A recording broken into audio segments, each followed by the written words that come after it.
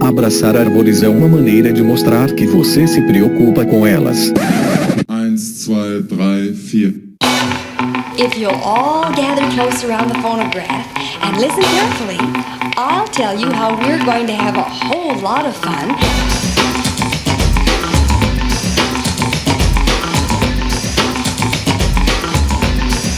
Howdy! Aqui é Fernando Lima e este é o Desabraçando Árvores, um bate-papo sem firulas sobre ecologia e conservação, a vida, o universo e tudo mais. E eu estou aqui diretamente de Atibaia, São Paulo, e hoje eu venho, senhoras e senhores, lhes apresentar uma convidada super especial, a Edenise Garcia, ela que possui graduação em Letras pela Universidade de São Paulo, a USP. Ela também tem graduação em Ciências Biológicas pela USP e também tem graduação em Comunicação Social com habilitação em jornalismo pela Universidade de São Paulo, a USP. Ou seja, ela tem 3 graduações na USP e ela trabalhou como repórter na revista Veja por 2 anos. Ela tem mestrado em Ecologia Aquática pela Universidade de Montreal e doutorado em Ecotoxicologia também pela Universidade de Montreal. Ela trabalhou na Organização Mundial da Saúde em Genebra como conselheira em temas relacionados a contaminantes ambientais e atualmente ela é diretora de ciências da organização The Nature Conservancy, a TNC ou TNC. Galera,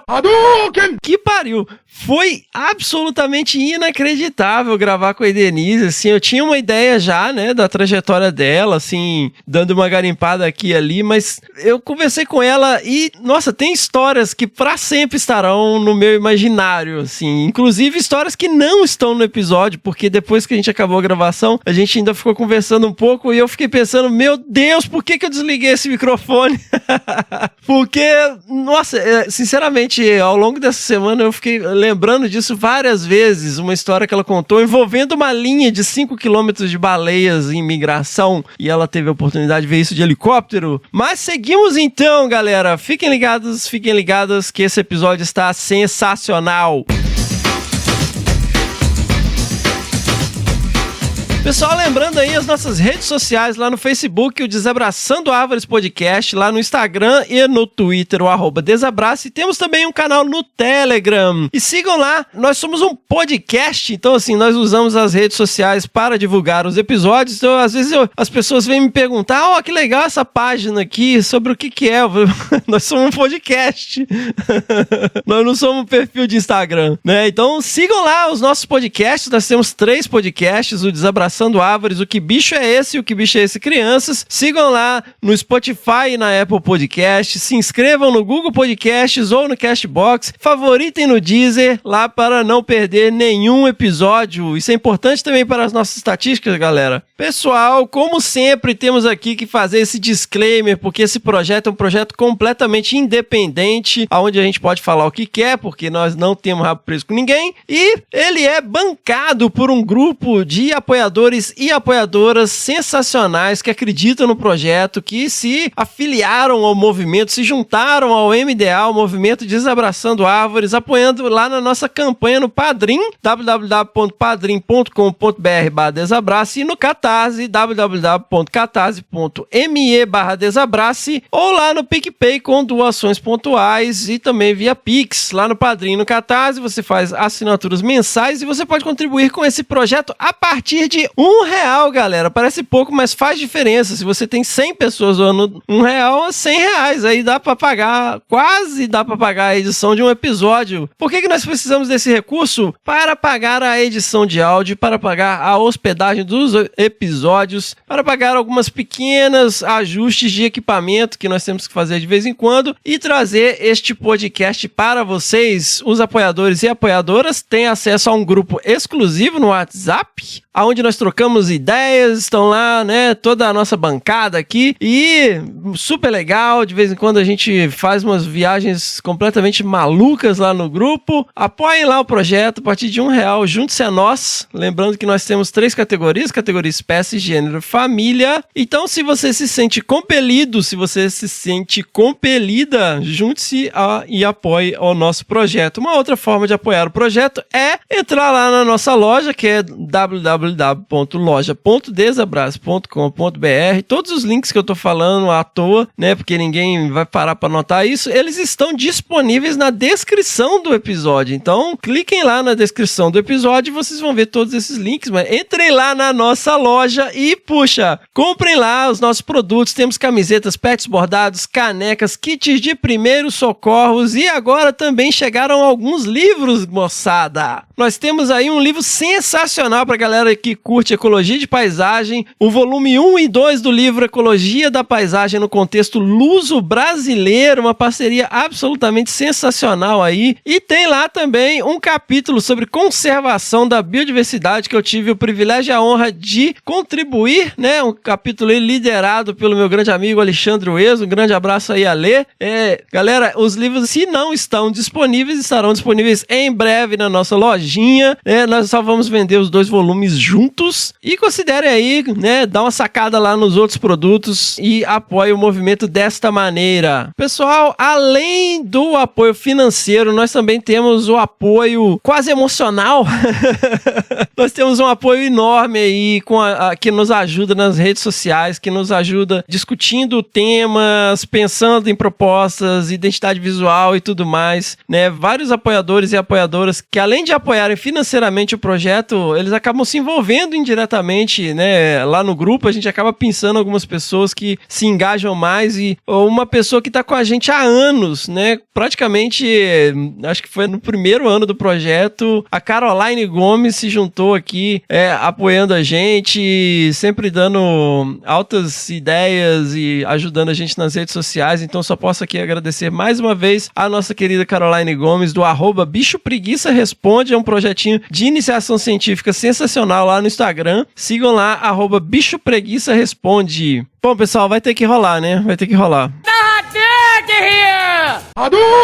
Então, galera, eu tive um momento Hadouken, um momento educativo lá no último episódio. Vou fazer outro aqui hoje. Veja, eu tenho certeza que eu estou representando aqui uma enorme parte dos meus colegas, né, e das minhas colegas. Nós temos sido chamados para vários eventos online por essa questão toda de home office e tal. Tá tendo muita mesa redonda, encontros, mini congressos, disciplinas de graduação, de pós-graduação. Então, né, a gente acaba se colocando à disposição, né, para falar dos nossos assuntos, tanto no espectro profissional, né, da nossa área de atuação, quanto de divulgação científica, né, por conta do podcast. E isso é uma realidade, né, não só para nós, como para vários colegas. E, galera, se você é um jovem estudante que está na graduação, que está na pós-graduação, né, que está participando da organização de um evento, é o seguinte: quando você convida um pesquisador ou uma pesquisadora, o que você está fazendo? Você está convidando essa pessoa, você está dizendo assim: querido, querida, senhor, senhora pesquisador ou pesquisadora, você pode parar tudo que você está fazendo para organizar alguns slides e conversar conosco no período deste evento, né? Você pode sentar aqui, disponibilizar o seu tempo, o seu conhecimento para este grupo que irá assistir. Então, a pessoa já está se doando. Porque, invariavelmente, né, gente, a gente não recebe nada para fazer essas coisas, né? Então, a pessoa já está se doando, né? Ela está doando o seu tempo, que é a coisa mais preciosa que nós temos. E está doando o seu conhecimento. Não é só chegar com a cara e a coragem e falar o que vem na cabeça. Não, tem que ter uma preparação, né? Tem que revisitar os slides, dar uma olhadinha na literatura, às vezes. E o que acontece? Agora a gente recebe convite. Você gostaria de participar do evento? Vamos aí, né? Estamos aí, estamos à disposição. Vamos compartilhar conhecimento, vamos trocar uma ideia aí com a galera e tal. O que é de praxe? Short bio, né, uma pequena biografia onde você fala, fulano de tal, tem graduação não sei o que, mestrado não sei o que, doutorado não sei o que, trabalha com isso e com aquilo, tereréu, foto para divulgação, ponto, link pro currículo, né, é isso aí. Aí, o que acontece agora é assim, você pode gravar um vídeo de 5 minutos para poder fazer divulgação do evento? Eu falei, peraí, né? Bom, tudo bem, né? Um vídeo aí de 5 minutos, uma hora que tiver um tempinho que eu faço. Aí, passa uns dias, sabe aquele vídeo de 5 minutos que era pra fazer para divulgar o evento? Então, coloca uma régua de logos. Peraí, meu. Me mande agora ou não sei o quê, faça uma postagem assim, assim, assado, vai não sei o quê. Gente, as pessoas têm mais o que fazer. Facilite a vida do seu convidado, da sua convidada. Se você não está pagando a pessoa para fazer isso, pô, você tem que agradecer que a pessoa tá se doando ali. E aí eu falei, olha, eu não tenho a mínima condição de atender essa demanda agora, né? Eu já tô me propondo a participar da apresentação. Eu recebi de resposta assim, nós queremos que o nosso evento seja perfeito e por isso realmente não tem como você participar se você não mandar o vídeo.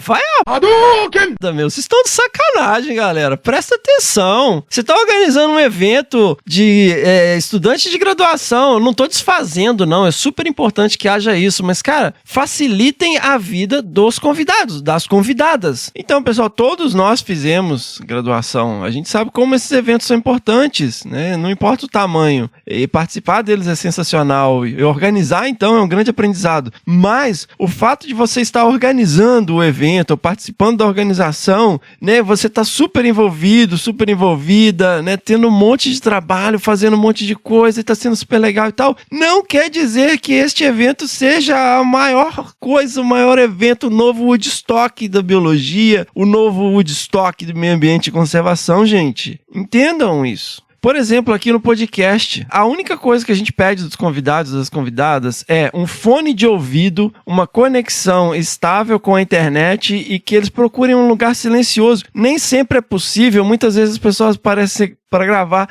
sem fone de ouvido, às vezes tem criança, tem cachorro, não tem o que fazer, né? A gente não pode exigir demais, porque a pessoa já está se doando. Eu dou graças a Deus, falei, você está aqui dividindo a sua história com a gente, dividindo o seu conhecimento, falando das suas experiências, eu já dou graças a Deus.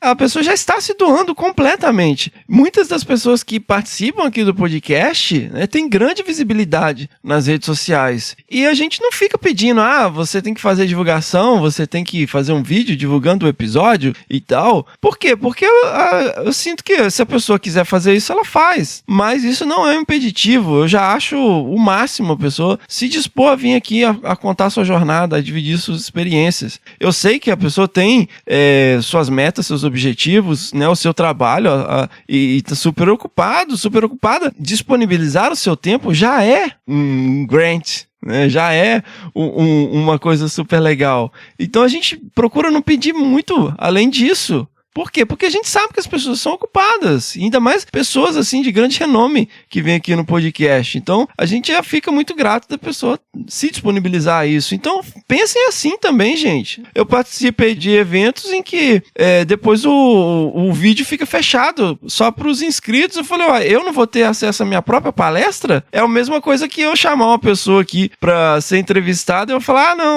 Fernando, cadê a entrevista? Não, é só para os apoiadores e apoiadoras do podcast. Você não tem acesso à sua entrevista. Falei, galera, vocês estão de sacanagem, vocês vão disponibilizar pra mim, né? A minha própria palestra. Eu não vejo os comentários quando eu tô dando aula, quando eu tô dando palestra, porque me distrai. Eu já fiz isso, aí você se distrai com o que o pessoal tá comentando lá, então eu procuro ver depois. Se eu não tiver acesso ao vídeo, eu realmente não tenho como. E é ridículo isso, gente. Como assim? Então, sejam mais atenciosos com isso, gente. Isso é sério.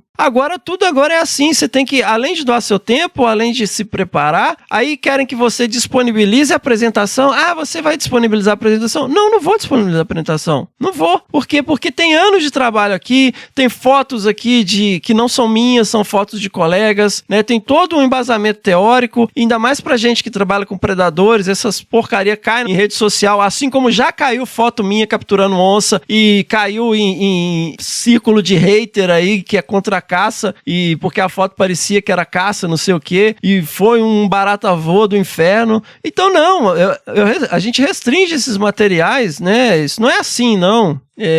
Então, facilitem a vida aí. Quer convidar as pessoas? Convidem, sejam respeitosos, peçam uma short bio, link pro currículo, foto. Qualquer pesquisador de respeito, ele não tem tempo para ficar gravando documentário para vocês fazerem divulgação e tal. Ajuda a gente aí. É cringe mesmo.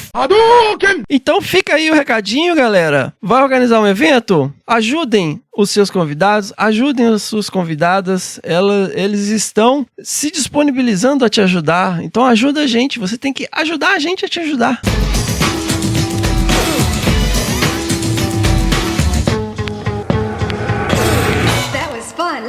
again. Pessoal, quem acompanha o nosso podcast sabe que nós temos episódios absolutamente sensacionais, onde os nossos ouvintes e as nossas ouvintes enviam seus perrengues de campo. Então enviem os seus perrengues de campo, sugestões, críticas e elogios no nosso e-mail primeirapedra@desabrace.com.br. E lembrando sempre as palavras de Jesus em João capítulo 8, versículo 7, se algum de vocês estiver sem pecado, seja o primeiro a tirar uma pedra. E vamos correr agora rapidinho uma leitura de e-mails aqui para colocar as coisas em dia com a nossa audiência. Eu separei alguns e-mails aqui pra gente ler. Se vocês não quiserem ouvir a leitura de e-mails, vocês podem pular para 26 minutos e 36 segundos. Muito bem! Quem jogou isso? Quem atirou essa pedra? Então vamos lá, primeira pedrada. Olá, queridos desabraçadores. Meu nome é Luana, eu sou bióloga com formação em botânica. Minha graduação e mestrado foram na UFRJ e o doutorado no Museu Nacional também na UFRJ. Atualmente trabalho no herbário da UFES, que eu imagino ser a Universidade Federal do Espírito Santo. Conheci o podcast faz pouco tempo, mas adorei a iniciativa e estou me divertindo bastante com os episódios, olha aí. Só precisei ouvir 2 deles para querer muito contribuir com o movimento. Não ouvi todos, mas até agora já apareceram várias questões super pertinentes e muitas histórias inspiradoras. Ouvindo agora essa quarentena 2.0, nunca saímos de uma, mas agora parece que afundamos. Eu não lembro exatamente quando é que ela mandou esse e-mail, mas nós nunca saímos mesmo. Especialmente os episódios com histórias e causos dos pesquisadores que trazem uma pontinha de esperança e jogam uma faísca de ânimo para enfrentar esses tempos tão duros no cenário político-ambiental de nosso país. Então, quero muito parabenizá-los por isso. Nós é que agradecemos. O sentimento que vocês têm são os mesmos que o nosso, assim, mas se a gente traz um ânimo, que bom, né? Estou certa de que os estudantes mais jovens que ouvem essas histórias estão montando seu hall de heróis de carne e osso para se inspirarem. Se a gente que já tomou umas chineladas da realidade ambiental brasileira se anima, certamente os mais novos estão ganhando muito. De todo o coração, queria ter ouvido mais sobre isso quando estava na graduação. Pô, eu também, cara. Eu queria conhecer melhor, né, a história das pessoas quando eu estava na graduação. A gente ouvia muito en passant, assim, boca a boca, né? Quem conhecia pessoalmente e tal, e então a gente não conhecia quase ninguém. Mas enfim, vamos lá. Sinto que faltaram abordagens diretas à conservação no curso, mesmo tendo um time de profissionais tão bons que trabalham com isso. Bom, imagino que ela está falando da graduação dela. Bom, depois dessas palavras de agradecimentos e elogios, vamos a outro assunto. Senti falta de participações botânicas, se teve alguma ainda não ouvi. Bom, quando ela enviou esse e-mail, obviamente não tinha tido o último episódio que aconteceu no domingo passado, que foi com a nossa querida Giselda Dorigan, mas teve também um episódio com a Virgínia Londe, da Veracel Celulose, que também é botânica. É lógico que tem um bias, né? Porque a gente gosta mesmo de mamífero, que a gente sabe que é o único grupo que importa, né? Alerta de ironia. Atenção, isto é uma ironia.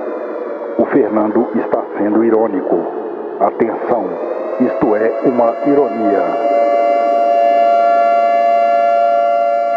Eu imagino que vocês trabalham com fauna, tenham obviamente muito mais contatos com seus pares, como eu acabei de falar. Mas como o tema do podcast é mais amplo, acho que seria super bacana trazer alguns botânicos para mostrarem suas diferentes experiências, pontos de vista e, claro, perrengues. Ecologia e conservação da fauna é muito melhor estudada do que da flora, mas por isso mesmo acho que vale a pena trazer os desafios da botânica para a roda. Inclusive tem algumas sugestões de nomes, afinal desabraçamos árvores, né? Hahaha. Ela ri aqui. Enfim, brincadeiras à parte, a botânica brasileira tem conseguido progressos louváveis e creio que será do interesse dos ouvintes ficar a par e quem sabe captar mais alguém para o time. Bom, por hora é isso. Eu tenho alguns perrengues para contar também, mas nada tão bombástico quanto os vencedores até agora. Este e-mail já ficou grande, então eu mando umas contribuições pro UPC, o Ultimate Perrengue de Campo, separadamente. Um grande desabraço virtual, vida longa e próxima ao movimento. E ela manda aqui um monte de sugestão de pesquisadores e pesquisadoras. Então, Luana, estamos esperando aí o seu e-mail pro nosso próximo UPC. Segunda pedrada, olá, desabraçadores, como vocês estão? Eu me chamo Matheus Reis. Olha aí, Matheus é brother. E a gente sabe que brother é brother e filho da puta é filho da puta, né? Então vamos lá. Me chamo Matheus Reis e escrevo esse e-mail como forma de agradecimento, pois graças às palavras que foram direcionadas a mim no episódio 49 e aos livros que o Fernando me enviou, consegui me motivar para continuar lutando pela caminhada acadêmica. Não temos nada com isso, meu amigo. Você que fez tudo. A gente não pegou você pelo braço e obrigou você a fazer nada. Então, meus parabéns se você seguiu, né, e decidiu continuar lutando. E que bom que a gente contribuiu de maneira indireta. Confesso que esses meses foram bem conturbados, como não pude deixar de trabalhar na rua, acabei me infectando com Covid. Olha aí, eu lembro nessa época até... Mandei umas mensagens pro Matheus, né, Matheus? Tive uma recuperação bastante lenta, mas durante os dias em que passei de cama, consegui planejar uma rotina de estudos para o Enem de 2020, utilizando boa parte das dicas que o Bião e o Fernando deram no episódio 40, Organização Profissional. Olha aí! A rotina de estudos e trabalho foi bem conturbada e fazer a prova em uma situação totalmente atípica foi muito dura. Porque, por mais que tivesse me preparado, estudar por conta própria, vendo aulas no YouTube não é a mesma coisa que ter um curso pré-vestibular. Cara, não é mesmo, mas a gente pega as limonadas da vida e faz uma limonada azeda, cara, vamos lá. Mesmo passando por isso, consegui tirar uma boa nota e na data em que escrevo esse e-mail, acabo de confirmar minha vaga para ingressar na UFG, Universidade Federal de Goiás. Olha aí, sensacional, parabéns, meu caro. No curso de Ciências Biológicas e assim poderei dar continuidade à minha jornada acadêmica. Como a Carla Paranhos falou no episódio em que ela participou, benção, madrinha, um grande beijo, Carla. A universidade é o não lugar para uma pessoa preta e temos que descolonizar o meio científico e mostrar que a ciência também é feita por pessoas pretas. Temos mesmo, galera. Sei que a caminhada não será fácil, mas agora tenho uma oportunidade de ocupar a universidade pública e mostrar que lá é o nosso lugar de direito. Porra, sensacional, cara. Agradeço imensamente ao Desabraçando, pois foi vendo a caminhada de diversos pesquisadores que pude ver que todos passam por obstáculos, mas agradeço especialmente ao Fernando. Olha aí. Pô, caramba. Pois todos os dias que me encontrava desmotivado, eu escutava o episódio 42 e através de sua caminhada muito semelhante à minha, pude ver que talvez eu poderia ir mais além. Pô, Matheus, cara, eu fico realmente... primeiro que vem a síndrome de impostor, né, velho? Mas, cara, eu fico muito feliz que isso tenha servido, né, de motivação, né, de alguma forma, quem ouviu o episódio 42 aí sabe, né, hoje contando, né, parece uma história muito distante da realidade que eu vivo hoje, mas eu fico feliz que esse exemplo, né, possa servir de alguma maneira de incentivo para as pessoas que às vezes, né, têm um pouco mais de dificuldades econômicas de alcançar, né, os seus objetivos. Mas parabéns, cara. Eu ainda sou um peão e eu também sou, cara. Eu também sou peão. Olha lá a capa do meu episódio, é um peão. Mas quem sabe um dia eu possa me tornar um cavalo, uma torre, um bispo ou até um rei. Eu não, eu vou ser peão até morrer, cara. Quem joga xadrez sabe a desgraça que um peão pode fazer dependendo de como ele tá posicionado.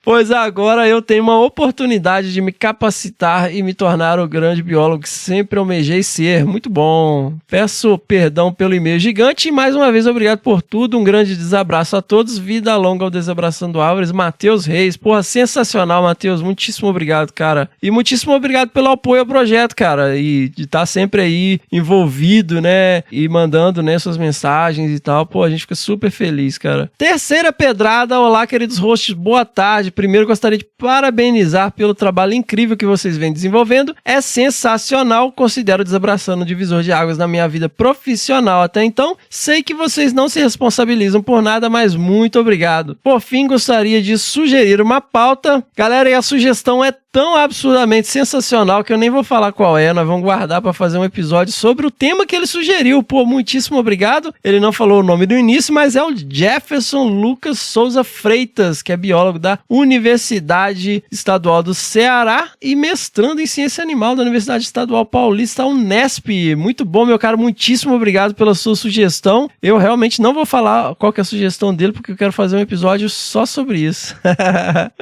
Vamos lá, quarta e última pedrada. Queridos desabraçadores, depois de viver 30 anos no exterior, voltei há 4 anos e hoje tenho o privilégio de morar dentro de uma futura RPPN, Reserva Particular do Patrimônio Natural. Antes me apresentava pela profissão, veterinário especialista em cavalos. Hoje simplesmente sou habitante da Zona da Mata. Moro em Itapecerica da Serra, a 30 km de São Paulo, e nunca imaginei que há tanta vida silvestre perto da maior urbe da América Latina. Urbi, deve ser maior urbana, né?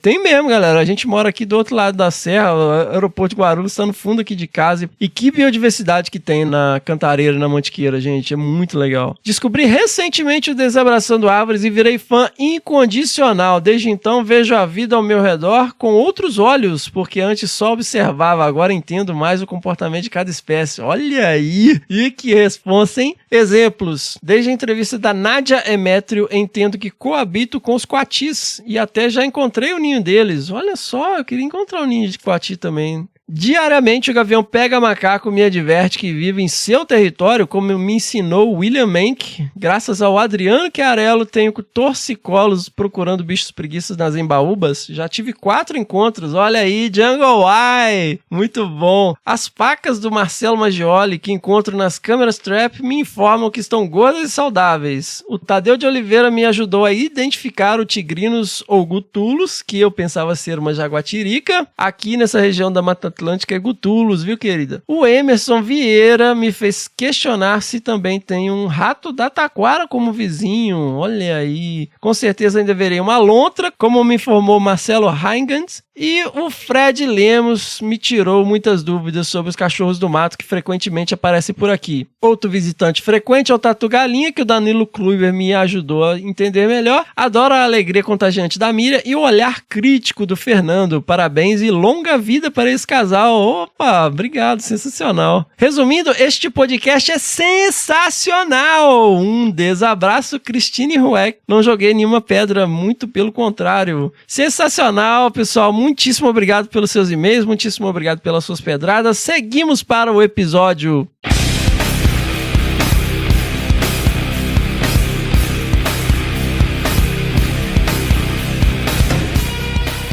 É isso aí, pessoal, e hoje estamos aqui então, como prometido, com ninguém mais, ninguém menos que Denise Garcia. Muitíssimo bem-vinda ao nosso projeto, ao nosso podcast, Denise. Oi, Fernando, obrigada pelo convite e pela oportunidade de estar participando aqui. Eu que agradeço, Denise. E, Denise, a gente estava falando agora há pouco, né? Você tem um pouquinho de sotaque, mas você é brasileira. Sim, eu sou nascida em São Paulo, na cidade de São Paulo, mas eu passei uma parte da minha vida no Canadá e em alguns outros países também, como parte da minha vida profissional, e há 13 anos eu voltei para cá. Mas o sotaque ficou, principalmente porque em casa meu marido não é brasileiro, ele é quebecois, então...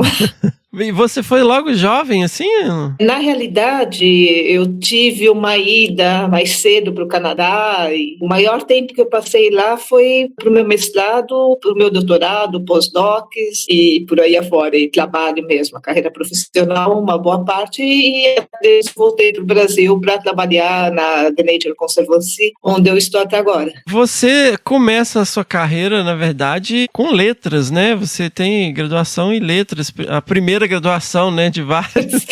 Sim, eu sempre gostei muito de escrever, muito de ler, né, eu cresci num ambiente, assim, que meu pai comprava tudo quanto era livro, enciclopédia, então eu lia muito e a letras acabou sendo uma consequência disso, né, eu era rato de biblioteca mesmo, eu ia buscar livros para ler, enquanto eu ficava na biblioteca por horas, eu tinha sempre um livro na mão, lendo o livro, enquanto estava buscando outro. Então, letras veio assim, dentro de um plano de carreira inicial, que mudou muito, lógico, que era de me tornar diplomada, porque eu sempre também gostei muito, sempre fui muito curiosa por outras culturas, por outros lugares, né? Eu abri aquelas enciclopédias de geografia, povos e países, que meu pai comprava e ficava viajando, eu fiz várias voltas ao mundo. Então, eu falei, não, eu quero ser diplomata para viajar bastante, para conhecer, viver em outros lugares. E aí fui estudar letras também porque eu gostava muito, né, da questão de língua e literatura. Aí estudei português e francês, me formei,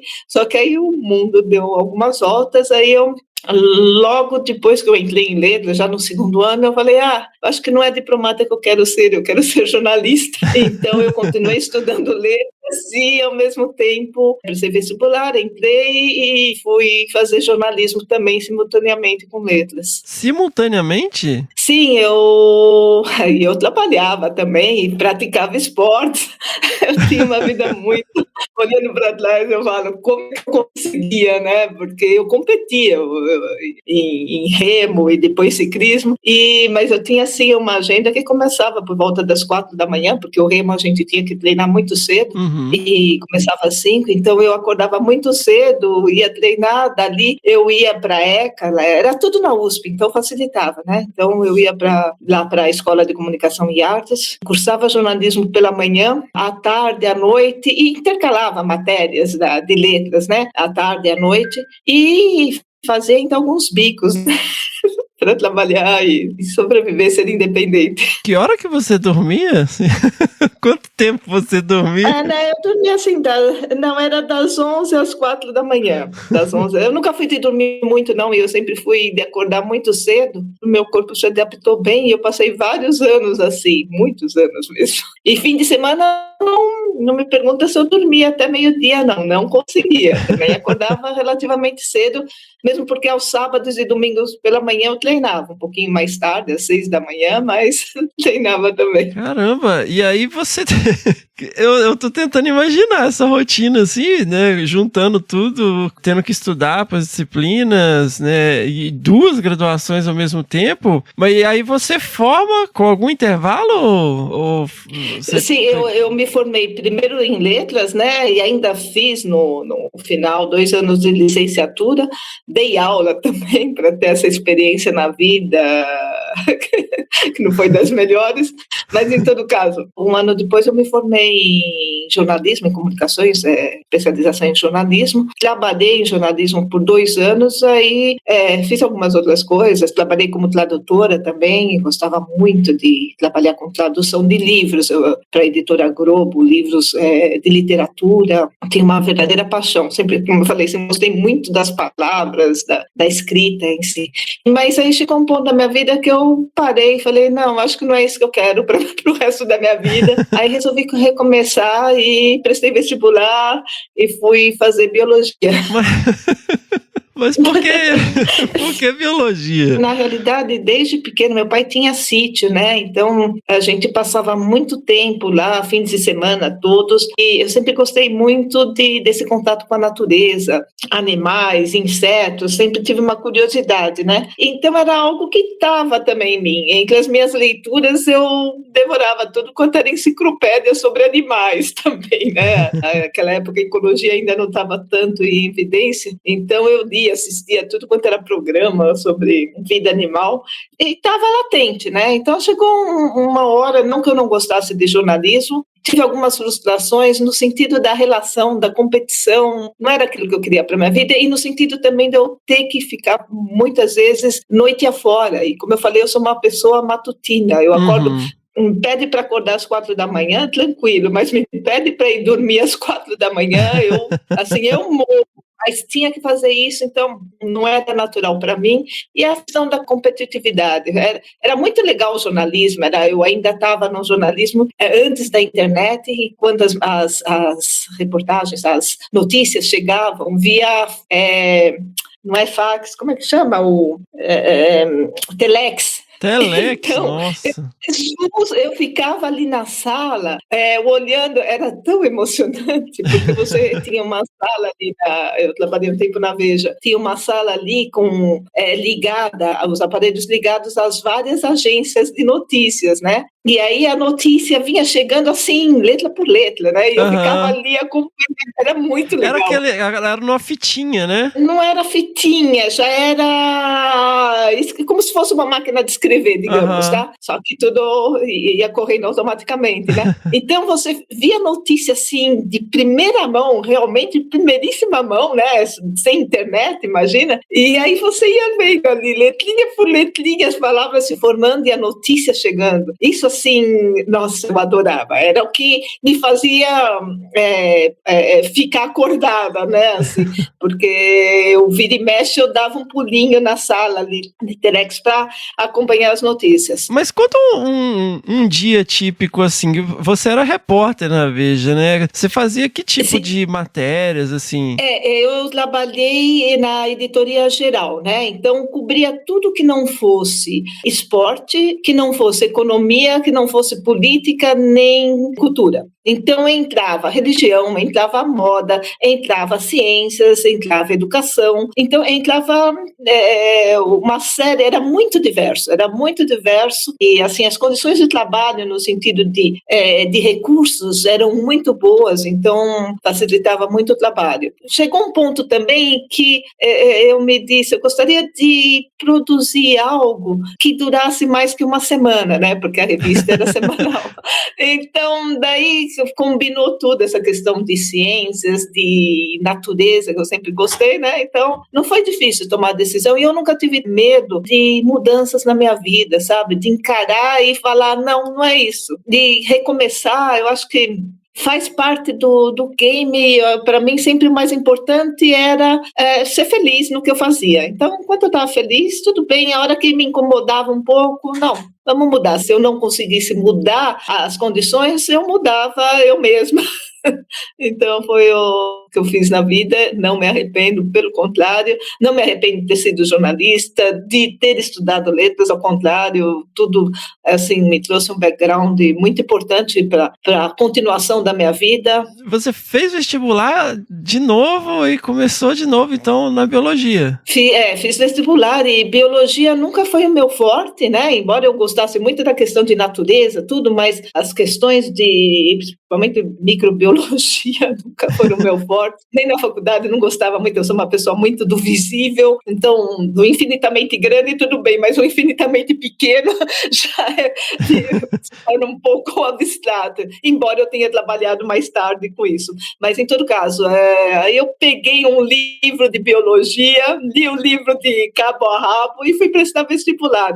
Eu tive uma base boa, não posso reclamar, estudei em escola pública, mas tive uma base muito boa. Então, geografia me dava bem, questão de língua, francês, mais do que inglês, porque a escola era pública onde eu estudei, mas eu sempre tive francês como língua estrangeira, e matemática eu adorava, me dava bem. Então, eu tinha, assim, alguns ingredientes que facilitavam no vestibular. Só que para fazer biologia, eu precisava conhecer mais de biologia, né? Foi por isso que eu peguei um livro de biologia, li inteirinho e fui prestar e deu certo. Mas você continuava trabalhando?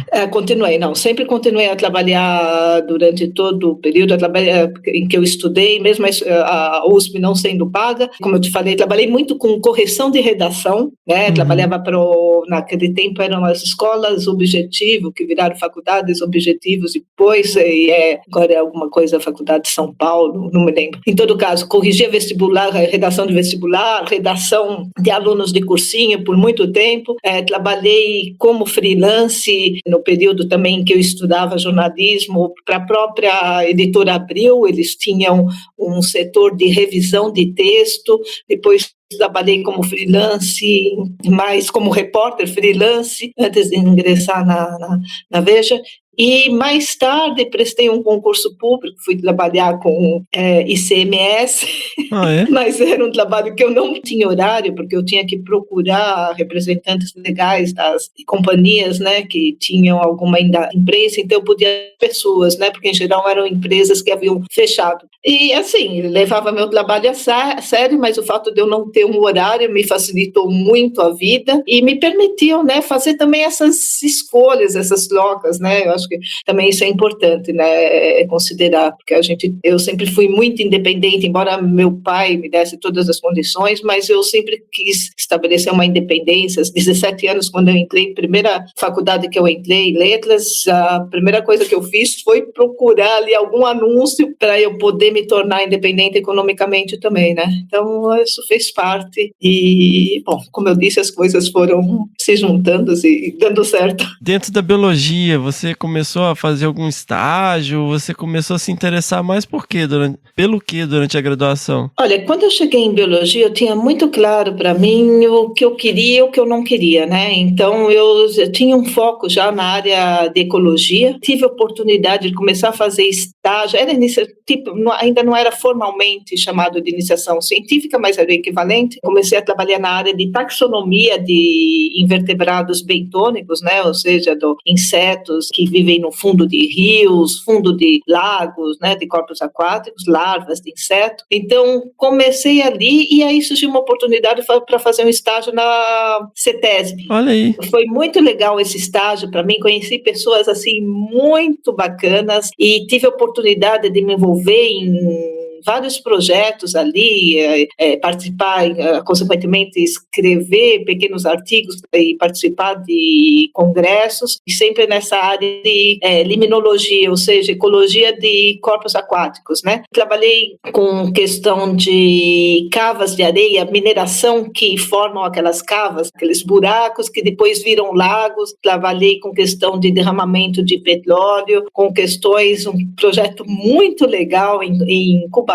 Na época, tinha alguns pesquisadores que estavam restaurando uma área de mangue. Aí eu tive a oportunidade de participar e ir para lá, e era aquela área, para quem conhece ali a região de Cubatão, é uma região, não sei como está agora, mas era a mais poluída de São Paulo pela concentração de várias indústrias, era um polo petroquímico. Então, as áreas de mangues da região tinham sido completamente devastadas, e a CETESB estava participando de um projeto de restauração, né, com espécies nativas, é lógico. E aí o pessoal tinha desenvolvido um sistema, para quem não conhece, andar no mangue, o mangue é um lodo, né, principalmente quando ele é de vegetação, então você afunda literalmente até a cintura, então você não consegue andar. E eles desenvolveram um sistema que eram umas tabuazinhas com umas cordinhas, então você tinha duas, você jogava uma tábua, punha um pé, puxava a tábua de trás com a cordinha, jogava para frente e punha outro pé, e às vezes você caía, lógico, e afundava. Era muito engraçado, mas muito legal, assim, muito, muito legal, nossa. E Denise, e aí você pega o seu terceiro diploma, e aí o que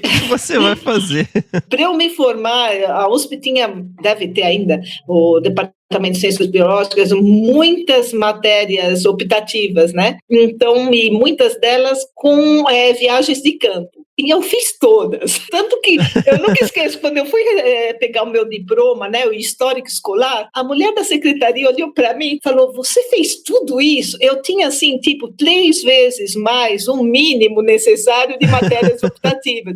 Eram 18 créditos, se não me engano, e eu tinha mais de 60. Porque eu fiz, além de tudo, eu fiz muita matéria a mais do que eu devia, mas porque eu gostava. Então, eu tive a oportunidade de ir para a USP, deve ter ainda bases do Instituto Oceanográfico e do próprio Instituto de Biologia, no litoral paulista, tanto no litoral sul, em Cananéia, naquela região, que tem muito mangue, por sinal, quanto no litoral norte, em Ubatuba e o outro em São Sebastião. E, além disso, tinha algumas reservas ali na área da Mata Atlântica, a área da região do ABC Paulista, tinha uma reserva da USP que era dentro de uma outra reserva. Então, era um lugar extremamente exclusivo, onde a gente tinha curso prático de entomologia, né, de identificação de insetos, e muito legal. E como esse eu fiz, assim, um monte de curso, nem sei mais contar, e foi muito legal. Então, me formei sabendo que eu queria trabalhar na área de ecologia, trabalhar com, assim, lugares abertos, né, e não em laboratório. E aí, quando eu me formei, eu na minha cabeça, eu já tinha bem pensado, eu ia fazer um mestrado e um doutorado. E o meu mestrado, eu estava querendo ir para o INPA, em Manaus, né,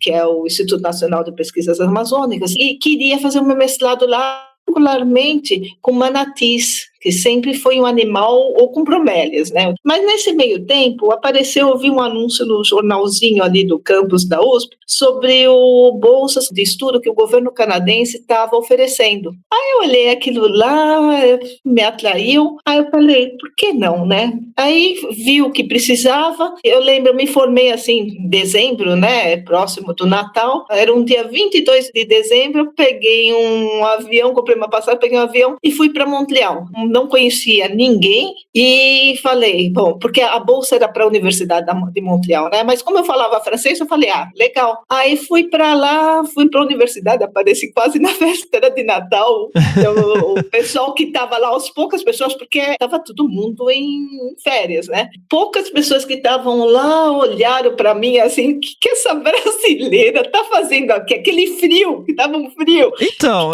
eu ia chegar lá. Aqui? Você chegou no meio do inverno canadense, né? Cheguei assim, véspera de Natal, e aí não tinha praticamente ninguém na universidade. Eu encontrei uma secretária ali no setor, depois a gente ficou muito amigas, e ela falou, olha, eu expliquei para ela falou, assim, de boca aberta.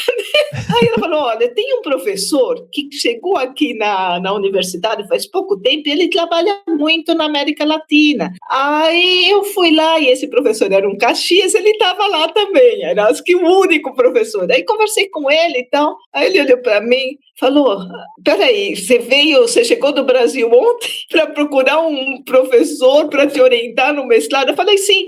Você não tinha conversado com ninguém antes? Não tinha conversado. Então eu cheguei assim, de mala e cuia, literalmente, né? Me instalei num hotel lá por um mês, achei um hotel mais baratinho, né?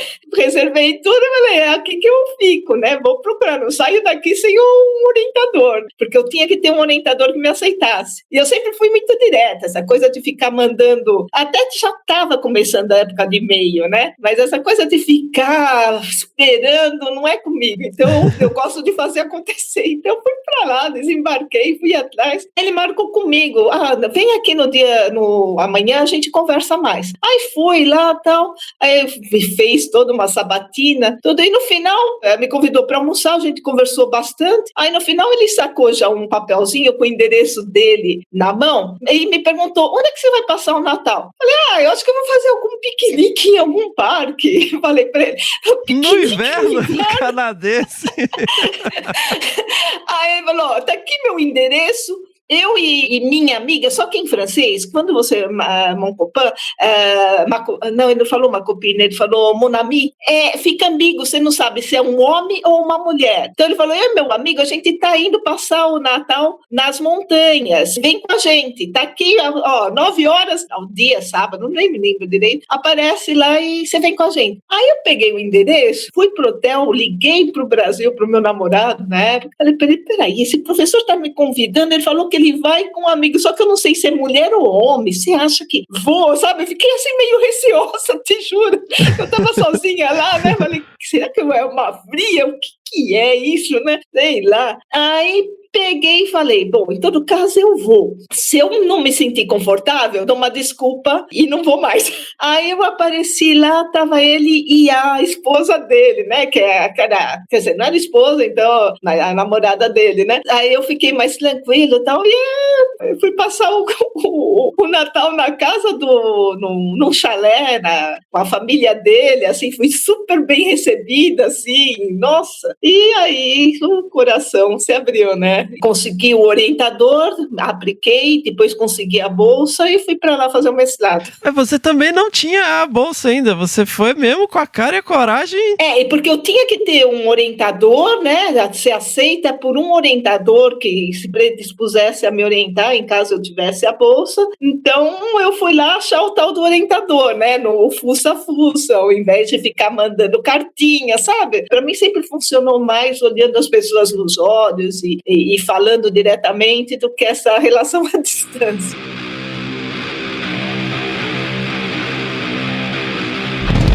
E como que foi o seu mestrado, Edenise? Foi sobre o quê? Então, o mestrado foi bem legal. Eram 38 lagos, que eram para ser lagos de referência, ou seja, lagos intactos, né, onde não houvesse nenhum distúrbio, e divididos, lagos de referência e lagos impactados por corte branco, como em português, é aquela desmatamento total, né? Que você não deixa nada e é desmatamento para você utilizar madeira feito por empresa. Corte raso, isso, obrigada. Então, eu ia comparar o impacto do desmatamento sobre a bioquímica do mercúrio. Então, como o desmatamento impactava a mobilização do mercúrio, que acaba ocorrendo naturalmente no solo, ou é depositado no solo, como aquele mercúrio se mobilizava, chegava aos lagos e, uma vez no lago, como ele se transformava numa forma mais tóxica, que é o metilmercúrio, e essa forma é uma forma que ela entra na cadeia alimentar, ou seja, digamos que você tenha 1 grama de mercúrio na água. Esse mercúrio ele vai sendo acumulado pelos organismos aquáticos e, na medida que ele passa de uma alga para um inseto que comeu a alga, ele aumenta. Ele vai se biomagnificando, que a gente chama. Então, é aquele inseto que comeu a alga, é comido por um inseto maior, que é comido por um peixinho,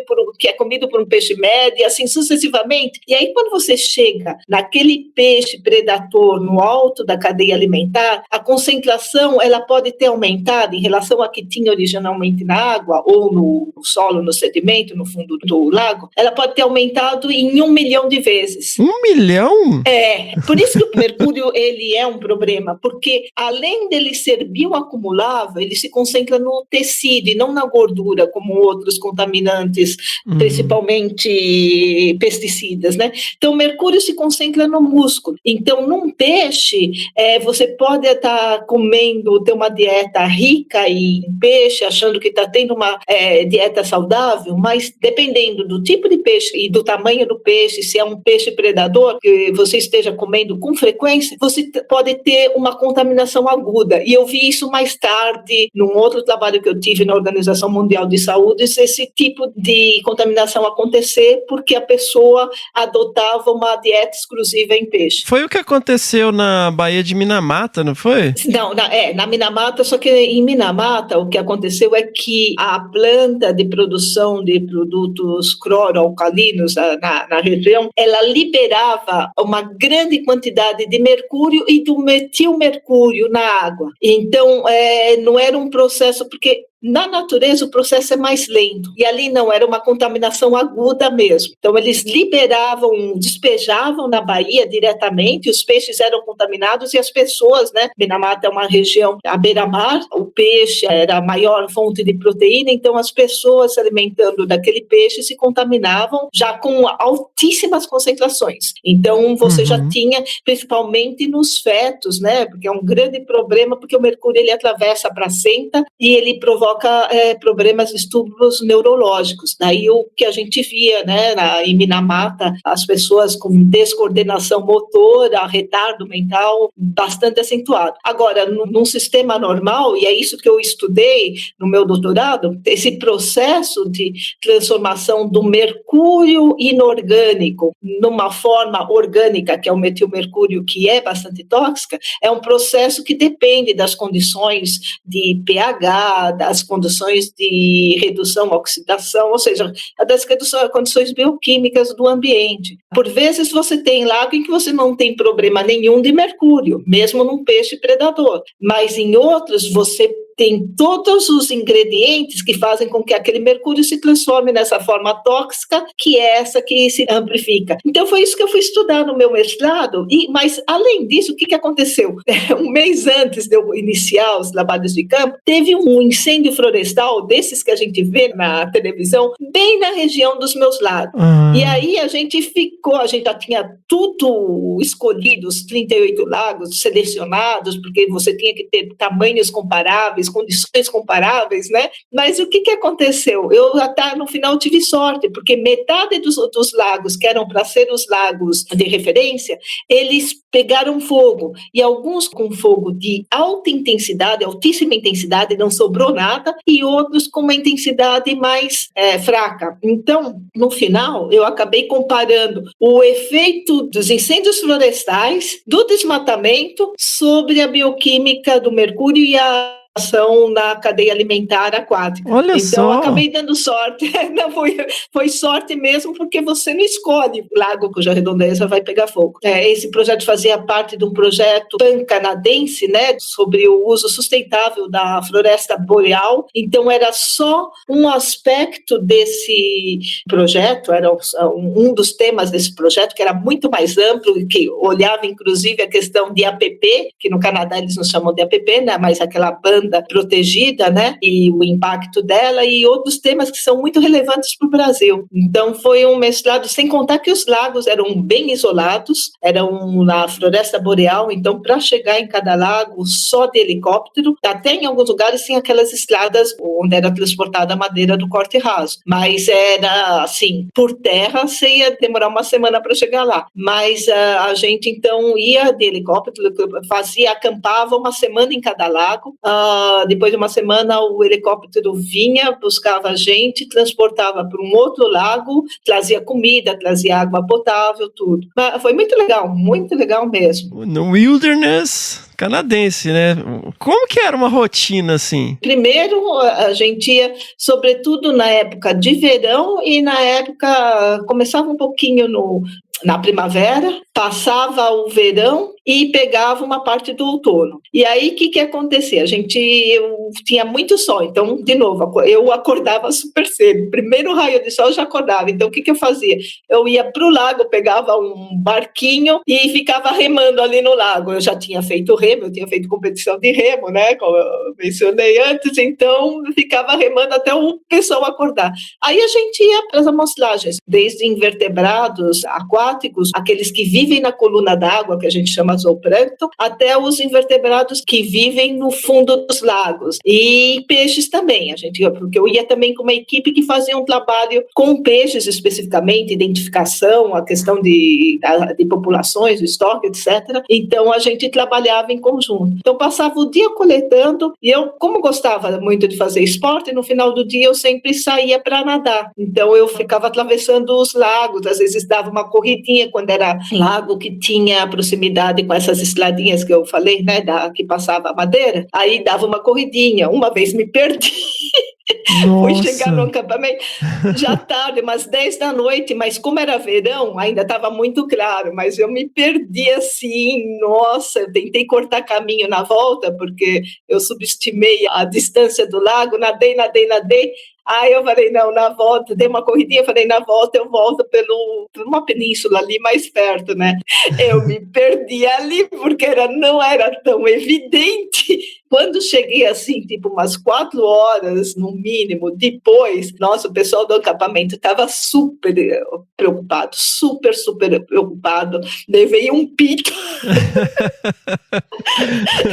Mas aconteceu, né? Depois eu tomava mais cuidado. Mas o que mais dava medo era encontrar com um urso, né? Pois é. Esse era um probleminha. Eu ficava sempre atenta, né? Quando eu ia sozinha, que não deveria, mas como boa brasileira, burlei algumas regras. Assim, a gente tomava muito cuidado quando a gente acampava, tipo, suspender toda a comida nas árvores com corda, nunca ficar com nada no bolso de balinha, nada. Nada com cheiro, né? Não, nada mesmo, não. Eu lembro uma vez a gente tinha acampado numa ilha dentro de um lago grande, e aí à noite aqueles urros de urso nas redondezas, né? E os ursos nadam, né? Uhum. Se for o urso preto, ele tem medo, mas o grizzly, que é aquele acinzentado, ele é muito agressivo, é muito agressivo mesmo. Uhum. Então a gente tem que tomar cuidado. E lá também tem a questão dos pumas, né? Não, nessa região não. Nessa região da floresta boreal, não. Então, para isso é tranquilo. O perigo mesmo são os ursos, né? E agora, eles têm aquele peixe, o Northern Pike, eu não sei em português o nome daquilo, mas são peixes, o maior que a gente pegou chegou a 1,20 m. Eles são bastante grandes e são predadores. E eles são predadores. Eles pegam o que tiver na frente, né? Então, eu lembro uma vez, a gente tinha acabado todo o acampamento, tinha voltado um tipo de um resort, que é o pessoal que pesca ali, tem muito no Canadá, na floresta boreal, e a gente estava ali esperando o hidroavião chegar para levar a gente para um outro aeroporto, e de lá a gente ia pegar o carro e ir embora. Aí, o que aconteceu? Eu estava ali na beira, a gente já tinha arrumado todo o material, olhando, tinha um monte, a pata, o pato, os patinhos, tudo ali, bonitinho, nadando, e tava eu e o pescador do lado, a gente olhando. De repente, aquele escarcéu, né? Aí você só via patinho afundando, outros nadando para longe e tal, né? Aí foram voltando. Aí eu contei, eu virei pro homem e falei, ué, falta um, o que aconteceu? Aí o homem falou, você não viu? Foi o pike. Era esse peixe que veio pegar o patinho. E ele engole mesmo, né? Ele engole tudo que tiver pela frente. Aí eu fiquei com aquilo na cabeça. Eu falei, pô, eu fico nadando nesses lagos, né? Passou muito tempo, eu fui nadar num lago. Tive, acho que, o maior susto da minha vida. Estava nadando num lago, aí estava no meio do lago, não tinha como, sabe? Um meio de lago, você espera que não tenha nada, né? Só água. Aí tô nadando, de repente eu me enrosco nos negócios, me veio aquela cena, sabe, do tubarão, do filme, do Shark. Aí eu falei, Pike, é o Pike me comendo, né? Aí comecei a lutar ali sozinha, no meio do lago, ali sem entender nada, aquela coisa assim. Aí a hora que eu abri o olho, que eu vi, que eu olhei, eu estava no meio de uma ilha. Não era ilha, era uma área mais suspensa de sedimento, cheia de macrófita, de planta aquática. E eu me embaralhei nas plantas, principalmente o pé. Mas como eu tinha acabado de ver uma semana antes o pai que comeu o patinho, na minha cabeça juntou o filme Tubarão e o pai comendo patinho, era o pai que comendo o meu pé. Que pavor que eu tive. Mas umas coisas assim. Sensacional. Nossa, eu tô com todas essas cenas na minha cabeça, assim, que eu tô adorando. Que fantástico. Não, e tem um monte, se você soubesse. Porque o meu doutorado eu fiz na mesma região, só que aprofundando, usando isótopos estáveis, umas coisas mais complexas. Daí eu fui fazer meu pós-doc. E aí que foi o legal da coisa, das cenas, né? E eu sou uma pessoa assim que... Voltando lá, você via muita aurora, assim, nos acampamentos? Nossa, até hoje, foi a primeira vez que eu acho que era uma aurora boreal. Mas até hoje a gente, quando eu encontro com esses amigos, né, a gente discute. Porque era um fim de dia, assim, tava claro tudo, mas anoitecendo, mas já tarde, né? E a gente tava jogando baralho. Nós éramos 4, né, ali no acampamento. Aí, de repente, o cara que tava assim na minha frente, ele parou, falou, o que é aquilo? Aí a gente virou e tinha umas montanhas por trás do lago, e aí a gente via, parecia explosão, uma coisa assim que eu não sei te descrever. Imagina um monte de explosão, mas laranja. Explodia, mexia um pouco, explodia, mexia um pouco. Nossa! Porque não era o padrão de aurora boreal, que as nuvens, elas ficam conectadas, né? Mexendo junto, que depois eu vi, e aí você vê, era bem diferente, eram coisas assim isoladas, tipo explosão mesmo. A gente ligou, porque a gente tinha um rádio, né, ligou para saber se estava tendo algum incêndio florestal, alguma coisa na região, não tinha nenhum relato, e depois quando o avião veio buscar a gente para ir para um outro lago, a gente pediu para ele sobrevoar aquela área da montanha, a gente odiou, não viu nada, não tinha estrada, não tinha nada, até hoje a gente não sabe o que eram aquelas bolas alaranjadas explodindo ali. Pode ser uma aurora boreal desconecta, não aquele padrão que as nuvens ficam dançando juntas, porque era muito diferente e ela laranja exclusivamente, né? Muito diferente. Mas vi outras auroras boreais, que essas eu tenho certeza que eram auroras boreais. Uma coisa assim de outro mundo, assim, muito, muito legal mesmo. E o céu também, né? O céu nessas regiões que são tão isoladas, eles são maravilhosos, e no mês de agosto você tem aquelas chuvas de meteoros, né? Tem um nome específico, não me lembro. Nossa, sensacional. E você emendou direto no doutorado? Quando eu decidi para biologia e ecologia, eu já sabia o que eu queria da vida, né? Então, eu continuei o doutorado, como eu falei, nessa mesma região, nesses mesmos lagos, né? Eu me apaixonei muito pela região, e só que aprofundando, indo para outras questões, utilizando isótopos estáveis, né? E aí a gente tinha essas viagens, tinha também uma rotina de 3 vezes no ano, assim, na época que não era inverno, da gente ir passar uma semana só fazendo coletas dentro da água. Então você visitava vários lagos, era assim, você pegava do avião, descia num lago, fazia as coletas, subia, descia no outro lago e passava o dia inteiro assim, e a gente ficava instalado em campos de lenhadores, né? Por sinal, muito legal também, aquele pessoal que fala e você não entende nada.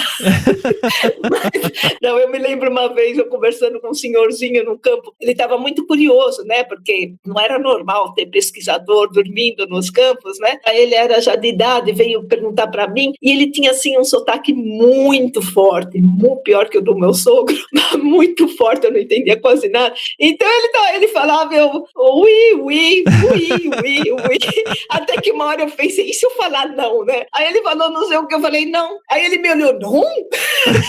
Não, ui. Até hoje eu não faço a mínima ideia o que foi que ele falou que eu disse não. Mas, e outra coisa, uma vez encontrei um jovem lá que me chamou para ver o quarto dele. Eu falei, peraí, mas é toda indústria brasileira, porque se Liena, e queria me mostrar o quarto dele e eu lá fui, né? Falei, bom, eu tô no campo, tem tanta gente aqui, né? Aí chegou lá, as paredes forradas com Sepultura. Sepultura assim, com a banda? Sepultura forrada, assim. Ele tinha tudo quanto era pôster, aí pôs a música.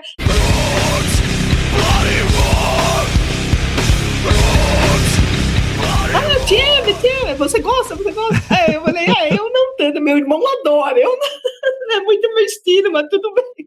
Então, umas coisas assim, no fim do mundo, sabe? No interior, numa cabine de lenhador no interior do Canadá, o cara que era fã de Sepultura. No norte, ali no Canadá. Nossa, mas e ele tinha, assim, você via que era fã mesmo, a quantidade de pôster, aí ele mostrou, era CD ali, nossa!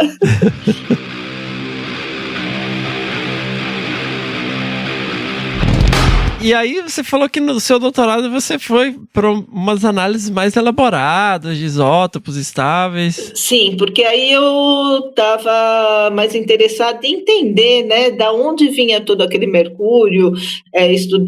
Utilizei muito isótopos de carbono e isótopos de nitrogênio, que te dão uma ideia de qual é o nível trófico do organismo que você está estudando. Tipo, você tem um peixe, pode ser que ele seja predador, e você tem outro que não seja predador, mas se a cadeia alimentar dos dois tipos de peixes forem diferentes, você pode ter posições inesperadas. Tipo, um predador, você sempre acha que ele está no alto da cadeia alimentar. Só que se esse predador só come um peixe, que só come um inseto, a cadeia alimentar ela fica curta. E aí você pode ter um outro peixe que não é predador que eu digo piscívoro, mas ele come uma alga e come aqueles invertebrados que estão ali no fundo do lago, que ele come invertebrado que já comeu o invertebradozinho, que comeu o invertebrado ainda menor, entendeu? Então ele acaba tendo uma cadeia alimentar maior. Então isso é importante quando você quer comparar para ter dados mais sólidos. E a questão do carbono te ajuda a saber, esse peixe ele está comendo planta aquática, está comendo planta da borda do lago, e essas coisas assim. Então, trabalhei muito com isótopos e trabalhei muito com a questão do solo. Como se passa? Porque o mercúrio ele é um contaminante que ele é ubíquo, né? Ele está em toda parte. Ele ocorre naturalmente no solo, ele está presente nos derivados de petróleo, então cada vez que você explora carvão, cada vez que você explora o petróleo e outros componentes que vêm no processo de sedimentação longo, você está tirando o mercúrio que está ali guardadinho no solo, por exemplo, e está fazendo com que ele volte a circular. Então, você usa gasolina no teu carro, aquela gasolina ela tem um teor de mercúrio associado e esse mercúrio vai para a atmosfera. E numa indústria que está utilizando componentes extraídos por mineração, você também tem uma chance muito forte de estar trazendo o mercúrio que estava ali quietinho. E você está, de novo, fazendo o mercúrio circular. E o mercúrio ele tem fases que são gasosas, ou seja, ele tem fases sólidas líquidas e fases dissolvidas na água e fases que ficam na atmosfera circulando até um ano. Então, às vezes você tem um lugar como no Ártico, por exemplo, que é um lugar extremamente remoto e isolado, e ali o mercúrio, que as correntes aéreas atmosféricas, né, e também de rios vão em direção ao Ártico, no hemisfério norte, principalmente do lado do Canadá e Estados Unidos. Então, o mercúrio acaba chegando ali e causando problemas de contaminação em urso polar, em foca, e, sem contar os peixes e os próprios esquimós, né, os inuits. Então, isso eu estudei também bastante. Daí, os isótopos estáveis, que a gente chama, eles ajudam muito a você entender melhor esses mecanismos de transporte, de acumulação. Que legal, um amigo nosso está fazendo isso com predadores mamíferos, né, na Mata Atlântica. Sim, os isótopos estáveis, eles são muito usados por ciência, eles começaram a ser usados há uns 30 anos, mas as metodologias foram melhor desenvolvidas e só tem evoluído, né? Então, abre muito caminho no sentido de você conseguir entender mais a fundo esses processos. E no seu doutorado, isso também envolvia a questão dos incêndios florestais? Também envolvia, porque eu continuei seguindo a recuperação desses lagos, né, da bacia de drenagem. Então, você tinha lagos que tinham uma recuperação, você voltava no ano seguinte, assim como acontece aqui no Cerrado, no Pantanal, tem áreas que você volta e que elas são bastante resilientes, aí você já vê a vegetação brotando muito rapidamente. E tinha alguns casos onde o incêndio era de alta intensidade, onde você voltava 1, 2, 3 ou mais anos depois, e a bacia de drenagem, né, a parte terrestre, estava ainda completamente preta, e as árvores que ficavam em pé eram, assim, árvores mortas, né, completamente incendiadas. Eu lembro uma vez que a gente chegou num lago desses para acampar, montou o nosso acampamento, aí o que aconteceu? Tinha as árvores, né, do lado, tudo, deu um vento muito forte, que não era comum nessa região. Então, esse vento muito forte começou a derrubar as árvores. Aí a gente correu para dentro do lago. E a nossa tenda, as nossas coisas voaram, né? Foi assim, catastrófico. Mas não, porque é raro nessa região, era raro, com tantas mudanças, não sei como é que está agora, mas a gente teve esse vento muito forte, derrubou muita coisa e a gente ficou com medo, né? Porque são árvores grandes, embora mortas, um pouco secas, mas pesam, né?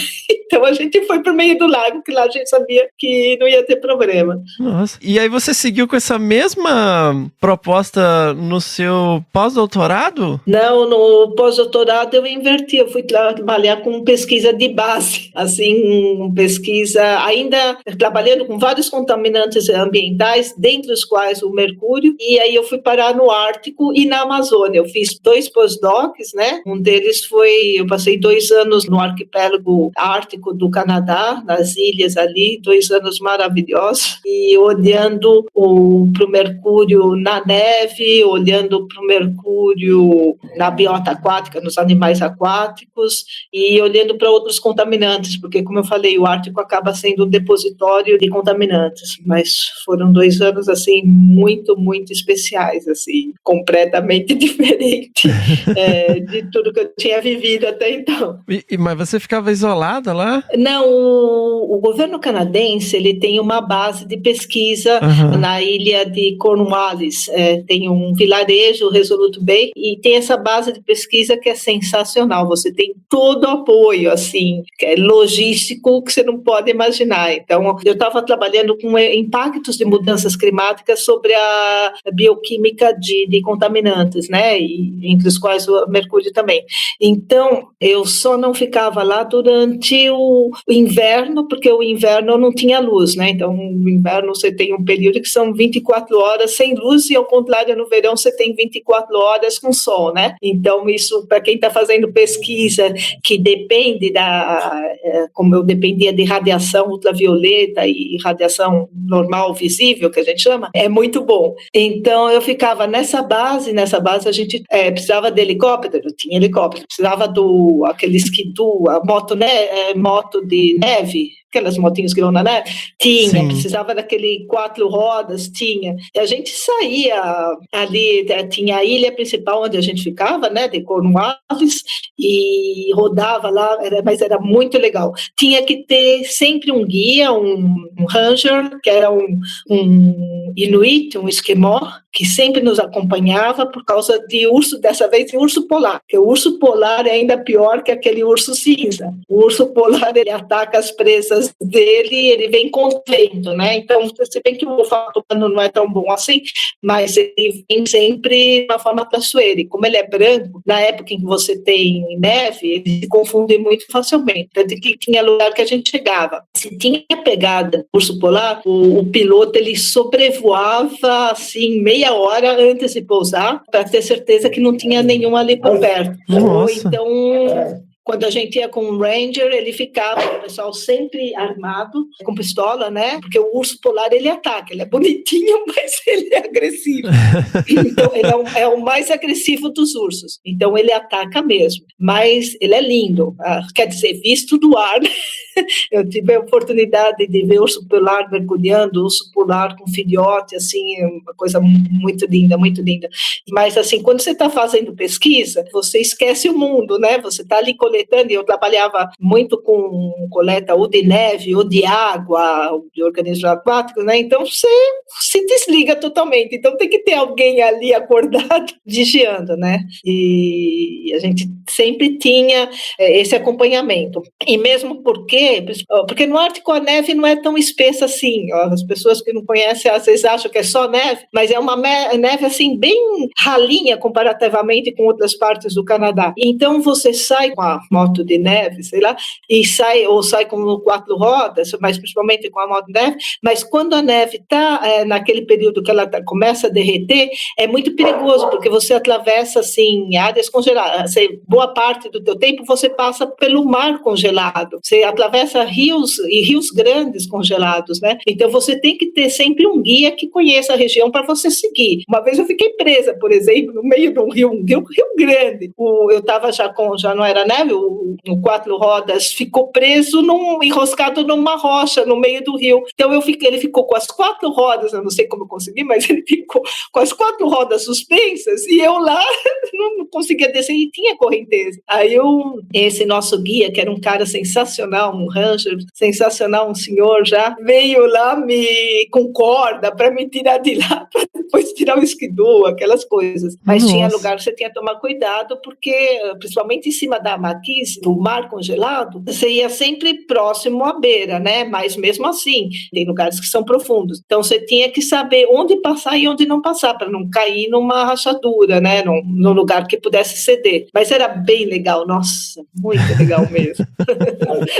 Que sensacional. Vocês chegaram a usar aqueles trenós puxados por cães? Os inuites, eles têm os cachorros, por uma questão de sanitária mesmo, eles, no máximo, nas casas, eles têm 2 cachorros. O resto fica em cima na época do inverno, né? A Bahia congela, os cachorros ficam ali. Quando eles usam para trenó, eles usam, mas é mais assim, como um passatempo. Agora, o que aconteceu comigo? Esse inuit que era o meu ranger, né, que era o meu guia, no último postdoc que eu fiz lá, ele me deu uma cachorrinha. Eu fui visitar, a gente passou ali que ele tinha que alimentar os cachorros antes de fazer a coleta, e aí ele falou, eu tenho que só jogar um pedaço de foca lá para os meus cachorros. Eu falei, vamos lá. Aí cheguei lá, a cadela tinha dado cria, aqueles cachorrinhos lindos, e ele acabou me dando uma cadela. E eu trouxe essa cachorra, uma malamute, eu trouxe ela, primeiro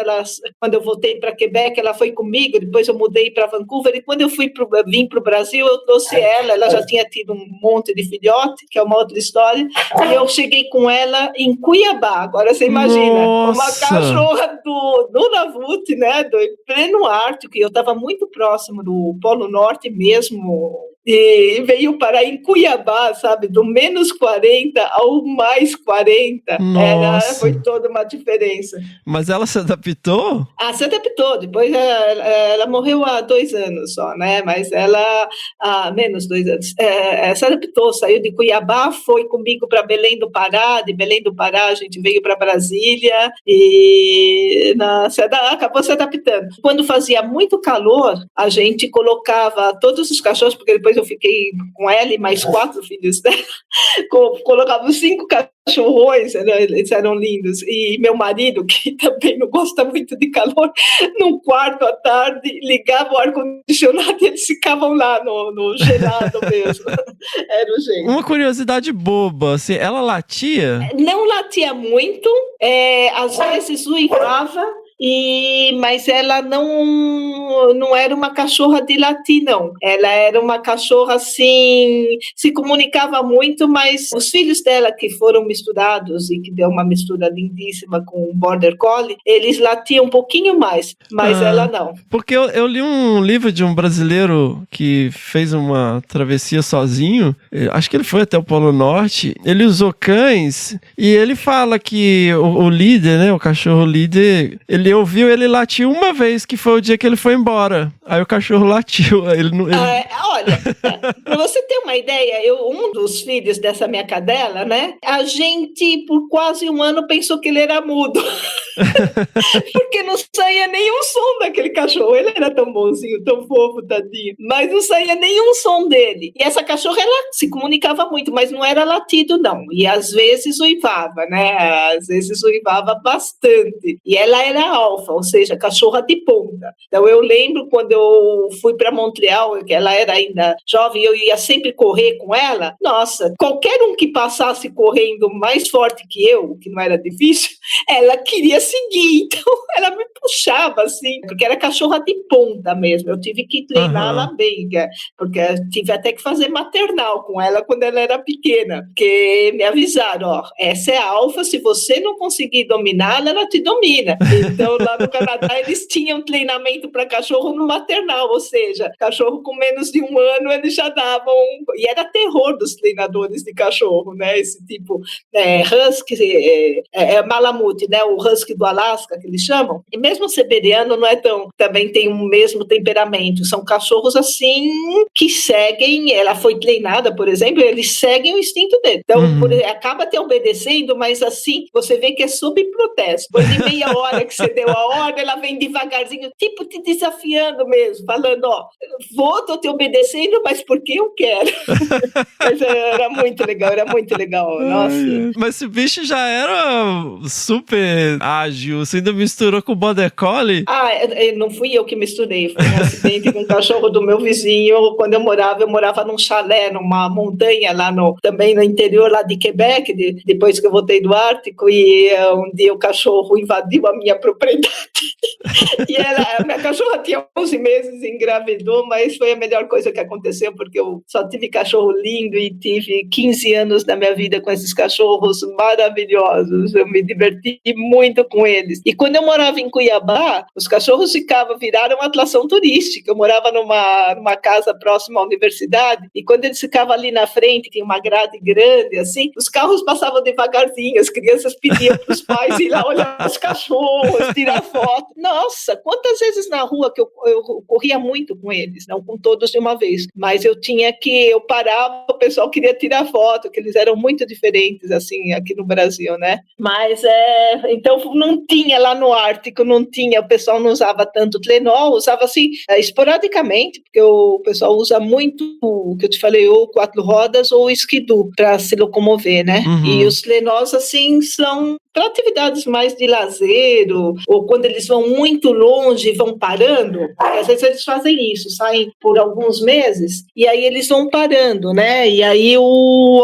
como levar gasolina para fazer viagens longas fica mais complicado, eles vão com os cachorros, com os Telenols, né? E como que foi esse bem bolado Ártico-Amazônia, que foi parte da sua pesquisa também? Foi tudo com ciclos biogeoquímicos. químicos, né? Então eu tinha um orientador, um diretor, né, no meu pós-doc. Foram 2 pós-docs, mas foi o mesmo orientador e foram em 2 locais diferentes porque ele mudou no meio do caminho. Uma pessoa que é muito aberta e queria entender questões em diferentes condições, né? Então, do menos 40 ao mais 40, e o fato de eu ser brasileira facilitava um pouco para vir para a Amazônia. E ele tinha pesquisa na África. Eu, por exemplo, uma época eu estava para ir para a Costa do Marfim, na véspera, assim, a gente já estava com tudo arrumado, passagem, uma semana antes teve um golpe militar no país, aí a gente teve que cancelar, ainda bem que foi um pouco antes da gente chegar, porque senão ia ser meio complicado. Mas, então, era um pesquisador, assim, que buscava linhas de pesquisas em diferentes condições e o fato de eu ser brasileira e estar na equipe dele, né, abriu, e eu também convenci, né, porque eu queria trabalhar na Amazônia também, então teve um fator de convencimento, né, vamos lá para a Amazônia, e aí saí depois dos 2 anos no Ártico, passei 1 ano com a base em Manaus, lá no INPA, mas trabalhando rio afora ali, foi muito legal também subir, descer rio, e foi o que me convenceu mais tarde a voltar para o Brasil. O importante é ter onde remar, né? É justo, a Amazônia também sempre teve, assim, como eu falei, desde pequena, no mestrado, se eu não tivesse ido para o Canadá, eu certamente teria ido parar na Amazônia, mas dei a volta, mas depois voltei para cá. E como que foi essa transição? Porque você veio direto de lá para Manaus? Eu vim, depois que eu terminei os estudos lá no Ártico, eu vim para Manaus, passei 1 ano, praticamente 1 ano, né?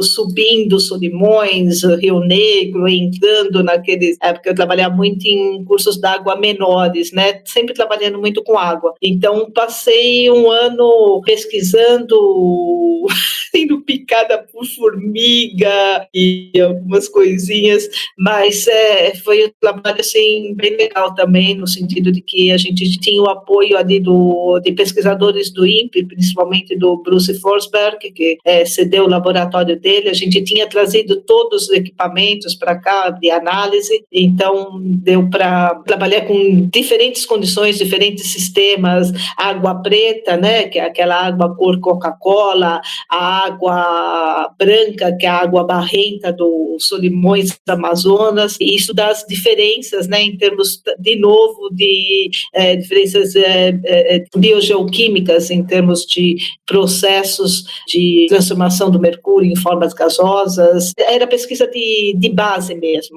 Eu fiz um caminho inverso, eu saí da pesquisa aplicada do mestrado, do doutorado, para uma pesquisa de base, trabalhando com concentrações, te dá uma ordem de grandeza, na ordem de femtogramas, ou seja, 10 a menos 15 gramas, aquele 0,0000000, 15 vezes 1, 14 vezes 1.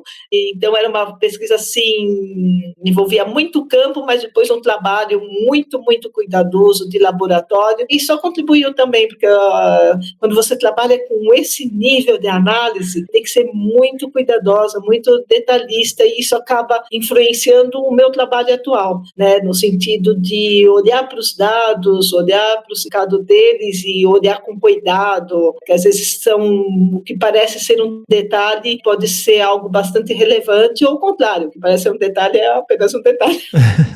E toda essa questão relacionada a esses contaminantes ambientais foi o que te levou à Organização Mundial de Saúde, Denise? Sim, foi. Eu trabalhei, fiquei 1 ano em Genebra, foi também uma outra experiência muito legal, numa outra dimensão, e que também me ajudou a ver que eu não teria sido feliz se eu virasse diplomata, porque numa organização multilateral, né, como a OMS, que é parte do sistema ONU, você tem, assim, eu liderava um estudo sobre contaminantes ambientais, foi por isso que eu fui para lá, e uma boa parte do estudo era relacionada a mercúrio. Assim, você tinha um texto que ia ser um documento produzido pela organização, então ele tinha que refletir o pensamento das diferentes partes, mas mesmo sendo algo científico, mas com implicações ambientais, cada palavrinha do texto era discutida, e tal país concordava e tal país não concordava. Então, às vezes, você passava uma semana para resolver uma palavrinha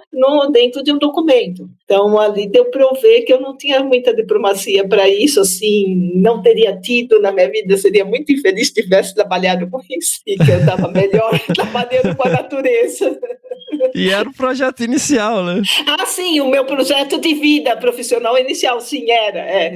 Mas, assim, você vê, eu dei volta e aí percebi, não era por ali, não, o caminho. Mas foi uma experiência muito legal e eu, inclusive, quando eu estava ali, foi a época que teve o problema da SARS. A gente tinha uma sala ali de controle que me fazia lembrar os tempos de jornalista ali, onde você recebia as informações sobre contaminações. Eu acredito que hoje, com a pandemia, é a mesma coisa, uma sala que você tem, ela é cheia ali não são telex, aparelhos de telex, são cheios de vídeos, de telas, com dados vindo dos diferentes continentes ao vivo, live, sabe? Que as organizações, as agências nacionais de saúde vão enviando. Então, você tinha aquela sensação também de estar recebendo a notícia em primeira mão, de estar vendo a situação em primeira mão, e isso me remetia àquela época do telex também, de ver nesse sentido, tirando o problema, lógico, da doença, né? Mas a informação, ter acesso à informação de primeira mão era muito legal também. Como que era essa rotina, né? Por exemplo, quando você estava nessa sala, observando todas essas questões, qual que era a dinâmica ali? O que você fazia? Eu trabalhava para um setor que era de saúde ambiental, né? Dentro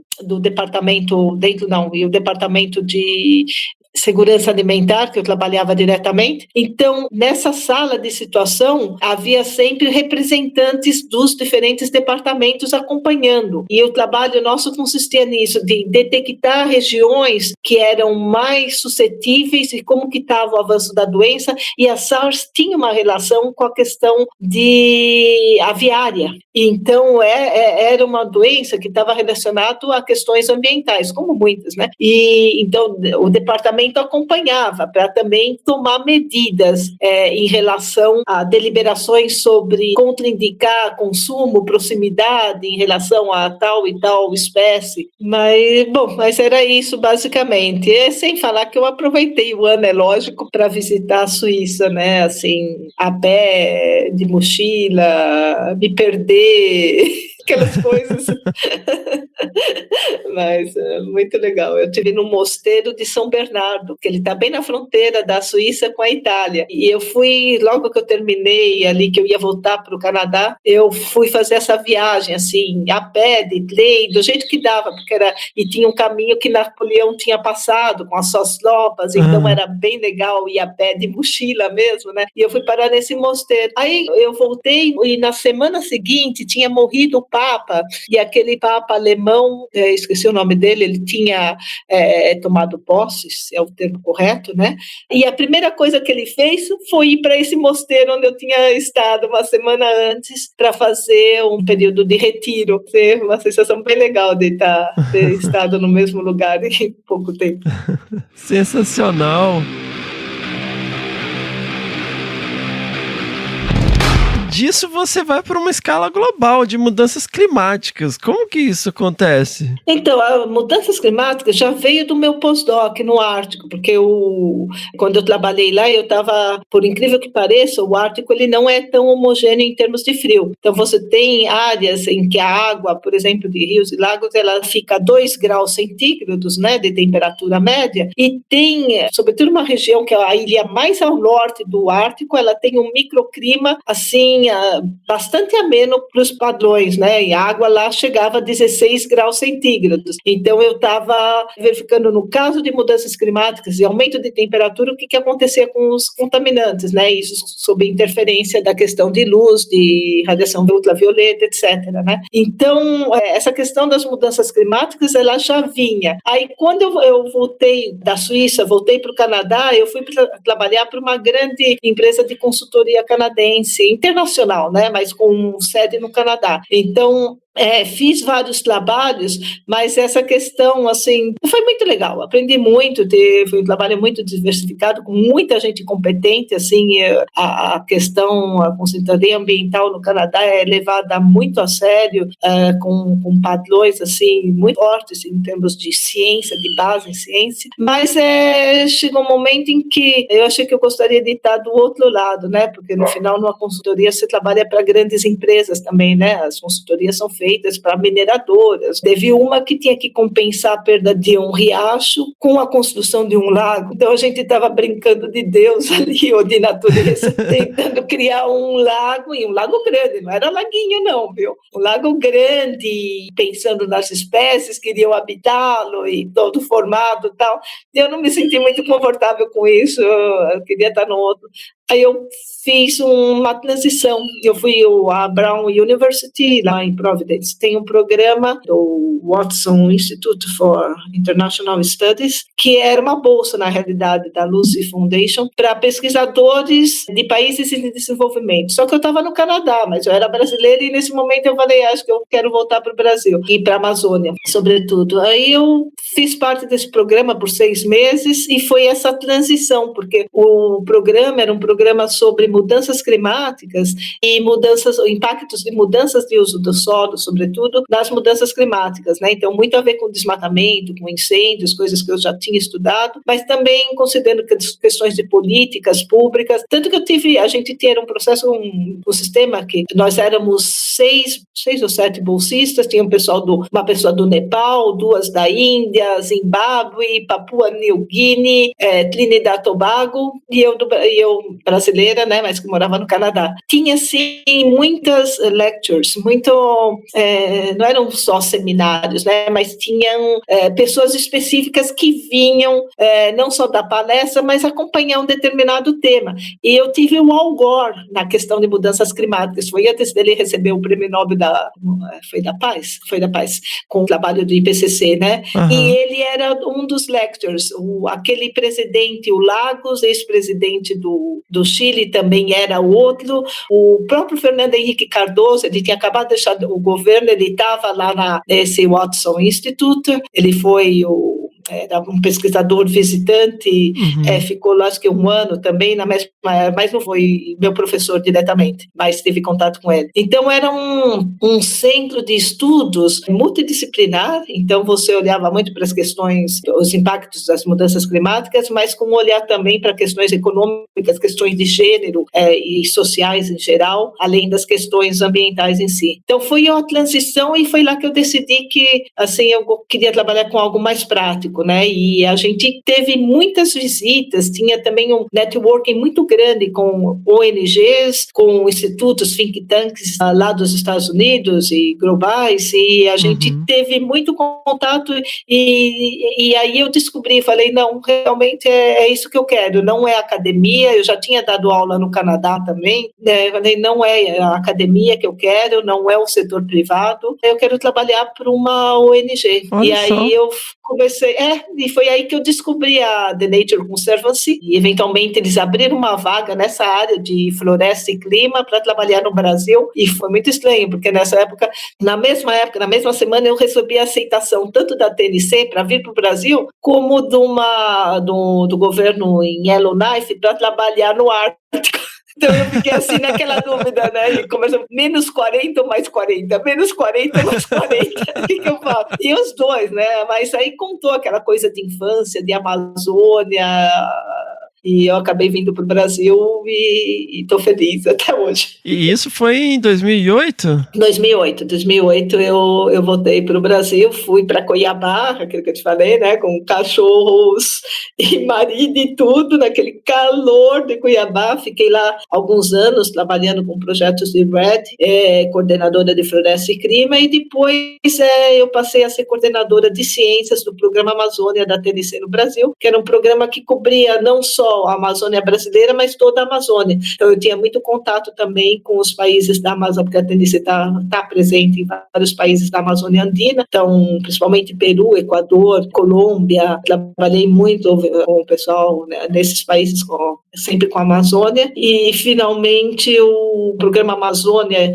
da TNC juntou com outros programas que havia aqui no Brasil para formar o Programa Brasil, e atualmente eu estou como diretora de ciências do Programa Brasil, da The Nature Conservancy, a TNC. Desde então, e trabalhando muito com questões de uso da terra, e são os trabalhos que eu mais faço, com questões também relacionadas a mudanças climáticas, a mitigação, a carbono, estimativas de carbono, trabalhamos bastante com isso, e questões olhando para oportunidades, né, de alternativas sustentáveis de uso da terra, porque quando a gente pensa, sobretudo na questão de desmatamento, a gente não pode simplificar, a gente tem os desmatamentos, principalmente na Amazônia, porque são fatores e condições muito distintas que levam ao desmatamento, e aí você não pode colocar, por exemplo, um pequeno produtor rural sem assistência técnica, sem acesso a crédito em geral, ou muito pouco acesso, na mesma condição que um grande produtor rural, ou na mesma condição que um desmatador que desmata para especulação da terra, etc. Então,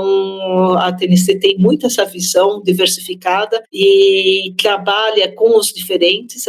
Nós não somos uma organização de polarização. Você vai ver a TNC sentada na mesma mesa que traders, que grandes companhias, assim como com indígenas, com comunidades tradicionais, com pequenos proprietários rurais. A gente procura a conciliação onde ela possa existir, ou pactos que deixem confortáveis as diferentes partes. Então, nesse sentido, eu mesma já ouvi várias vezes de pessoas que comentaram que não estariam sentados na mesma mesa que fulano, cicrano ou tal setor se não tivesse sido a TNC. Então, a gente tem essa capacidade, trabalha muito com governos, do governo local a governos estaduais, um pouco menos atualmente com o governo federal, pelas condições que a gente sabe, e assim, tentando ver nas divergências onde a gente pode trazer soluções menos impactantes e, sobretudo, alternativas, né? Então, o pequeno proprietário rural, ele tem uma parcela, é responsável por uma parcela importante do desmatamento, no sentido que você tem um número muito grande de pequenas propriedades, por vezes praticando o que a gente chama um desmatamento social, né? Desmatando muito pouco, mas que quando você adiciona toda a quantidade de propriedades, acaba tendo um impacto importante. Então, o que você faz? Você não vai marginalizar esse tipo de proprietário, você vai tentar trabalhar com ele para soluções. Então, a gente tem apostado muito em algumas regiões ali no sudeste do Pará, por exemplo, na região de São Félix do Xingu, que é um município da Amazônia que está sempre entre aqueles que desmatam mais. Então, a gente tem trabalhado muito com sistemas agroflorestais com base em cacau, e o cacau sendo uma espécie nativa da Amazônia e que precisa de sombra, então ele precisa dessas árvores companheiras, e você acaba restaurando, sobretudo, pastos degradados e abandonados, né? Então, o projeto que a gente tem ali, que chama Cacau Floresta, a gente trabalha na restauração de pastos que estão degradados e abandonados. Então, trazendo esse sistema agroflorestal, gerando empregos. Muitas vezes a gente vê filhos de proprietários rurais que não tinham alternativas de renda, que haviam deixado as terras e acabam voltando, porque o SAF, o sistema agroflorestal, é muito intensivo em termos de trabalho. Então, se você vê o jovem voltando, as mulheres assim procurando, muito interessadas em se aperfeiçoarem em gestão da propriedade, gestão do business, né, dos negócios da família, ou então trabalhando também, procurando agregar valor. Então, enquanto o homem pensa no cacau bruto, a mulher está olhando, e se eu produzir cacau orgânico? E se eu trabalhar com a polpa, não só do cacau, mas como das outras espécies frutíferas que são plantadas juntas? Então, você vê essa mudança de paradigma. e a gente começou um projeto há cerca de quase 10 anos nessa região e tem evoluído e está buscando escala. O projeto, a gente está começando um grande projeto, trazendo escala,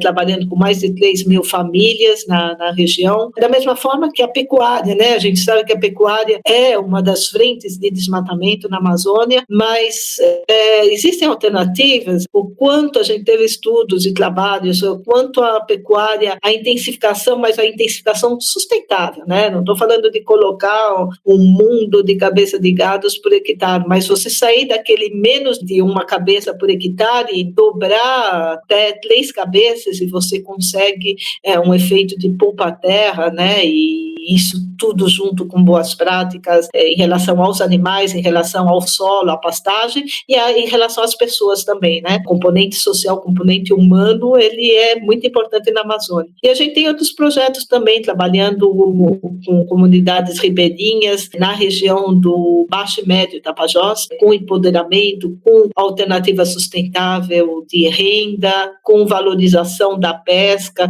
com a questão de acordos de pesca, né, de governança local e empoderamento de associações, empoderamento dos próprios ribeirinhos, né? Então, ajudando com ciência cidadã também, trazendo projetos tecnológicos. Recentemente, agora, semana passada, a gente teve o resultado de um edital de um projeto que a gente chama Inovatec, que atribui bolsas para alunos da Universidade do Oeste do Pará, ali naquela região do Tapajós, Santarém e Baixo Amazonas também, bolsas para que esses alunos desenvolvessem projetos tecnológicos, né, voltados para comunidades. E a gente teve projetos muito legais submetidos e aprovados, e são alunos que vêm das comunidades, alguns alunos indígenas também, que vão participar do projeto. E também a gente tem trabalhado também muito, primeiro num processo de entender melhor as questões de bioeconomia, né, além do cacau, outras espécies, como fortalecer essas cadeias. Então, tem tido, não só a TNC, muitas outras organizações têm procurado alternativas para a valorização da floresta em pé, e a questão de você olhar para essas espécies que mal são conhecidas, né, tirando o açaí, que virou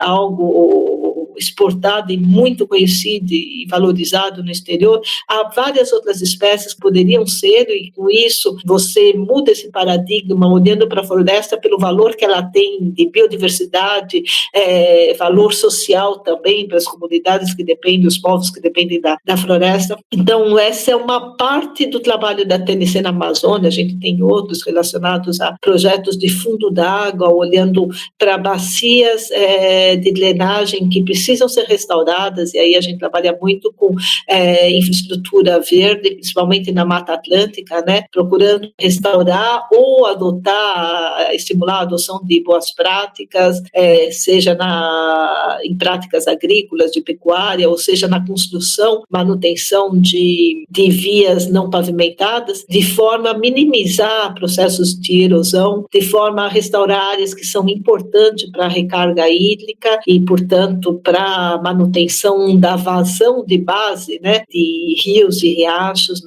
nessa região, principalmente no Sudeste e em outras também. Então, a gente tem uma gama, assim, trabalha muito também com grandes agricultores na área de soja, mas também buscando práticas sustentáveis, boas práticas, e trabalhando com o Embrapa muito próximo, em vários projetos que a gente tem, e sempre com um olhar de escala. A TNC, ela tem muitas atividades no chão, apoia muitos parceiros, muitas organizações locais, e busca com isso aprendizados para trazer escala, né? Então, a gente tem um pensamento também que considera as cadeias produtivas como um todo, né? Então, não adianta, por exemplo, a gente só suportar pequenos produtores, por exemplo, a restaurarem pastos degradados com sistema agroflorestal de cacau. A gente precisa também garantir a inserção desses produtores no mercado, e no mercado justo, né? Em que eles tenham condições de acesso aos insumos dos quais eles precisam. Então a gente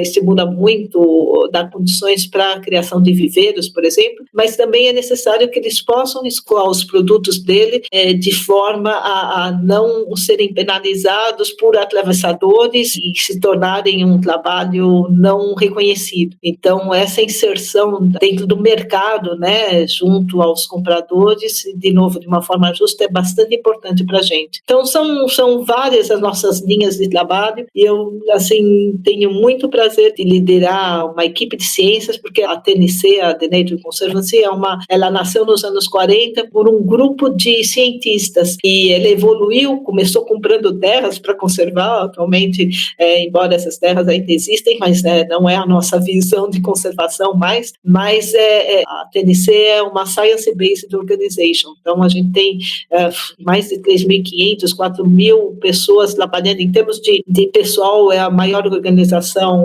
de conservação que existe, e no quadro de pessoal a gente tem uma quantidade muito grande de cientistas. A gente preza muito pela solidez, e não que a gente esteja produzindo ciência, a gente produz muita coisa, mas a gente também busca muito. Então, parcerias com o setor, com a academia, com as universidades, parcerias com outras organizações de pesquisas e outros institutos, são muito importantes para que a gente tenha uma base sólida, não é fazer por fazer, porque está na moda, por achismo, mas é fazer com conhecimento e consciência de potenciais impactos e prevenir riscos de potenciais impactos negativos, inesperados, né, os efeitos colaterais. Então é nessa linha que a gente trabalha atualmente. Nossa, absolutamente sensacional, Denise. E é do que se trata a conservação, né? Ainda mais num período onde a gente vê cada vez mais polarização, onde o antagonismo é incentivado, né? Trazer essa visão é cada vez mais importante. É engraçado, porque eu costumo inserir, não importa sobre o que é, eu dei uma aula sobre felinos neotropicais nesse fim de semana, mas eu insiro alguns slides, né? Falando da importância do Science-Based Conservation, né? Porque ainda mais com espécies muito carismáticas, né? A gente recebe muito e-mail, pessoal, meu sonho é trabalhar com um bichinho. Eu falei, mas beleza, mas tipo, você tá respondendo questões importantes, questões ecológicas, né? Não é só para que você se sinta bem trabalhando com esse grupo, né? Tem que ter um objetivo e ver atuações como a da TNC numa escala tão grande, né? Com uma percepção tão global, que vai desde do pequeno produtor, né, até os grandes produtores, influenciando políticas públicas em diferentes frentes e escalas, é absolutamente sensacional e é do que se trata a conservação, né? Justo, a gente tem que ter essa consciência, né, e fazer um trabalho que seja um trabalho responsável, porque, como eu falei, você pode ter side effects, né, os efeitos colaterais, os efeitos inesperados acontecendo. Você acha que você está resolvendo um problema, mas você pode estar resolvendo aquele problema e criando outro. Então, é muito importante essa consciência e essa questão da ciência, né? Por exemplo, a gente está na década da restauração, então restauração é a bola da vez, mas o que significa restaurar? Primeiro, você tem que entender o que você está buscando restaurar, se é a melhor alternativa para aquele espaço, se é realmente necessário, e se você está fazendo a coisa de forma adequada. Você não vai tentar restaurar uma área de cerrado com espécies não nativas e arbóreas, transformar aquilo numa floresta. Da mesma forma que,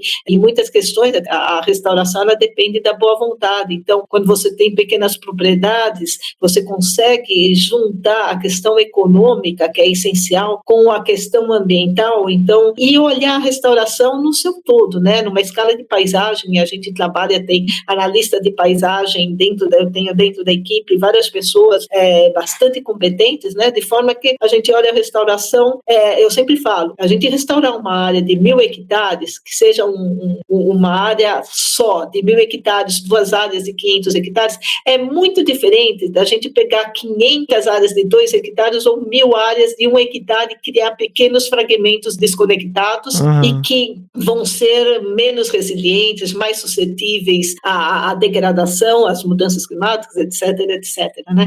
Então, eu acho que essa visão do todo, essa seriedade na consideração, ela está bastante presente no trabalho da TNC. Para isso a gente conta, né, com uma equipe de cientistas que eu felizmente coordeno e estou muito contente, uma equipe multidisciplinar com cientista social, economista, além dos diversos especialistas na área ambiental. Sensacional! Quem quiser saber mais sobre a TNC, quem quiser saber mais sobre o seu trabalho, onde procurar, Denise? A gente tem o nosso website da TNC Brasil, que é fácil de encontrar e que eu não lembro direito o link, porque eu entro automaticamente, mas é muito fácil olhar Nature, e tem o website da TNC Global também. Então, The Nature Conservancy, nature.org, são caminhos fáceis de chegar ao site. E lá a gente tem bastante informação. Sensacional!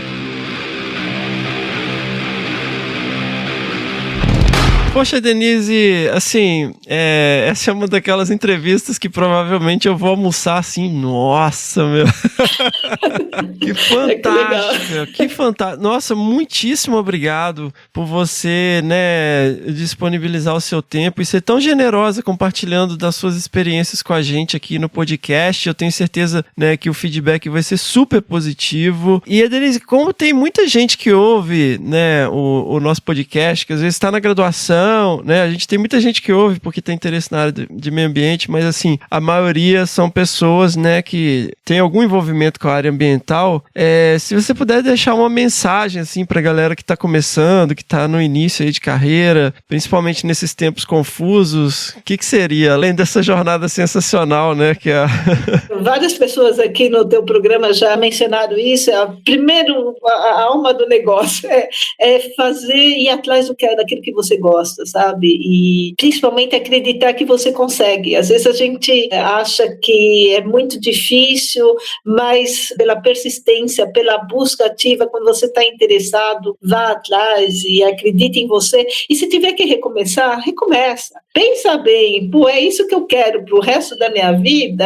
Eu vou ganhar dinheiro e tá bom, vou ganhar mais ou menos e tá bom, ou eu quero fazer algo que eu realmente gosto, sabe? E se tiver que recomeçar, busca as condições. Eu acho que atualmente está muito mais fácil no sentido de acesso à informação, de acesso a cursos e acesso às pessoas, né, da gente recomeçar. E uma outra coisa que a gente não tem tanto a cultura aqui no Brasil. No Brasil tem muito essa questão das pessoas acharem que às vezes fazer um trabalho voluntário, estou trabalhando de graça. Mas, se for uma coisa que você goste, que tem interesse, você não está trabalhando de graça, você está ganhando muito, porque aquela experiência, ela vai contar muito lá na frente. Eu vi muito isso lá fora, nos Estados Unidos, no Canadá. Pessoal, assim, faz trabalhos lá, principalmente na época de verão, estudantes buscam para conhecer, e aí que estão as oportunidades que te abrem muitas portas, porque você fica conhecido pelas pessoas e as pessoas vão se lembrar de você também na hora que houver uma oportunidade, porque você mostrou aquele interesse. Então, é isso, essa proativismo, eu acho que é a palavra que resume muito, assim, a atitude. Sensacional! Então, Denise, muito obrigado mais uma vez. E vamos que vamos.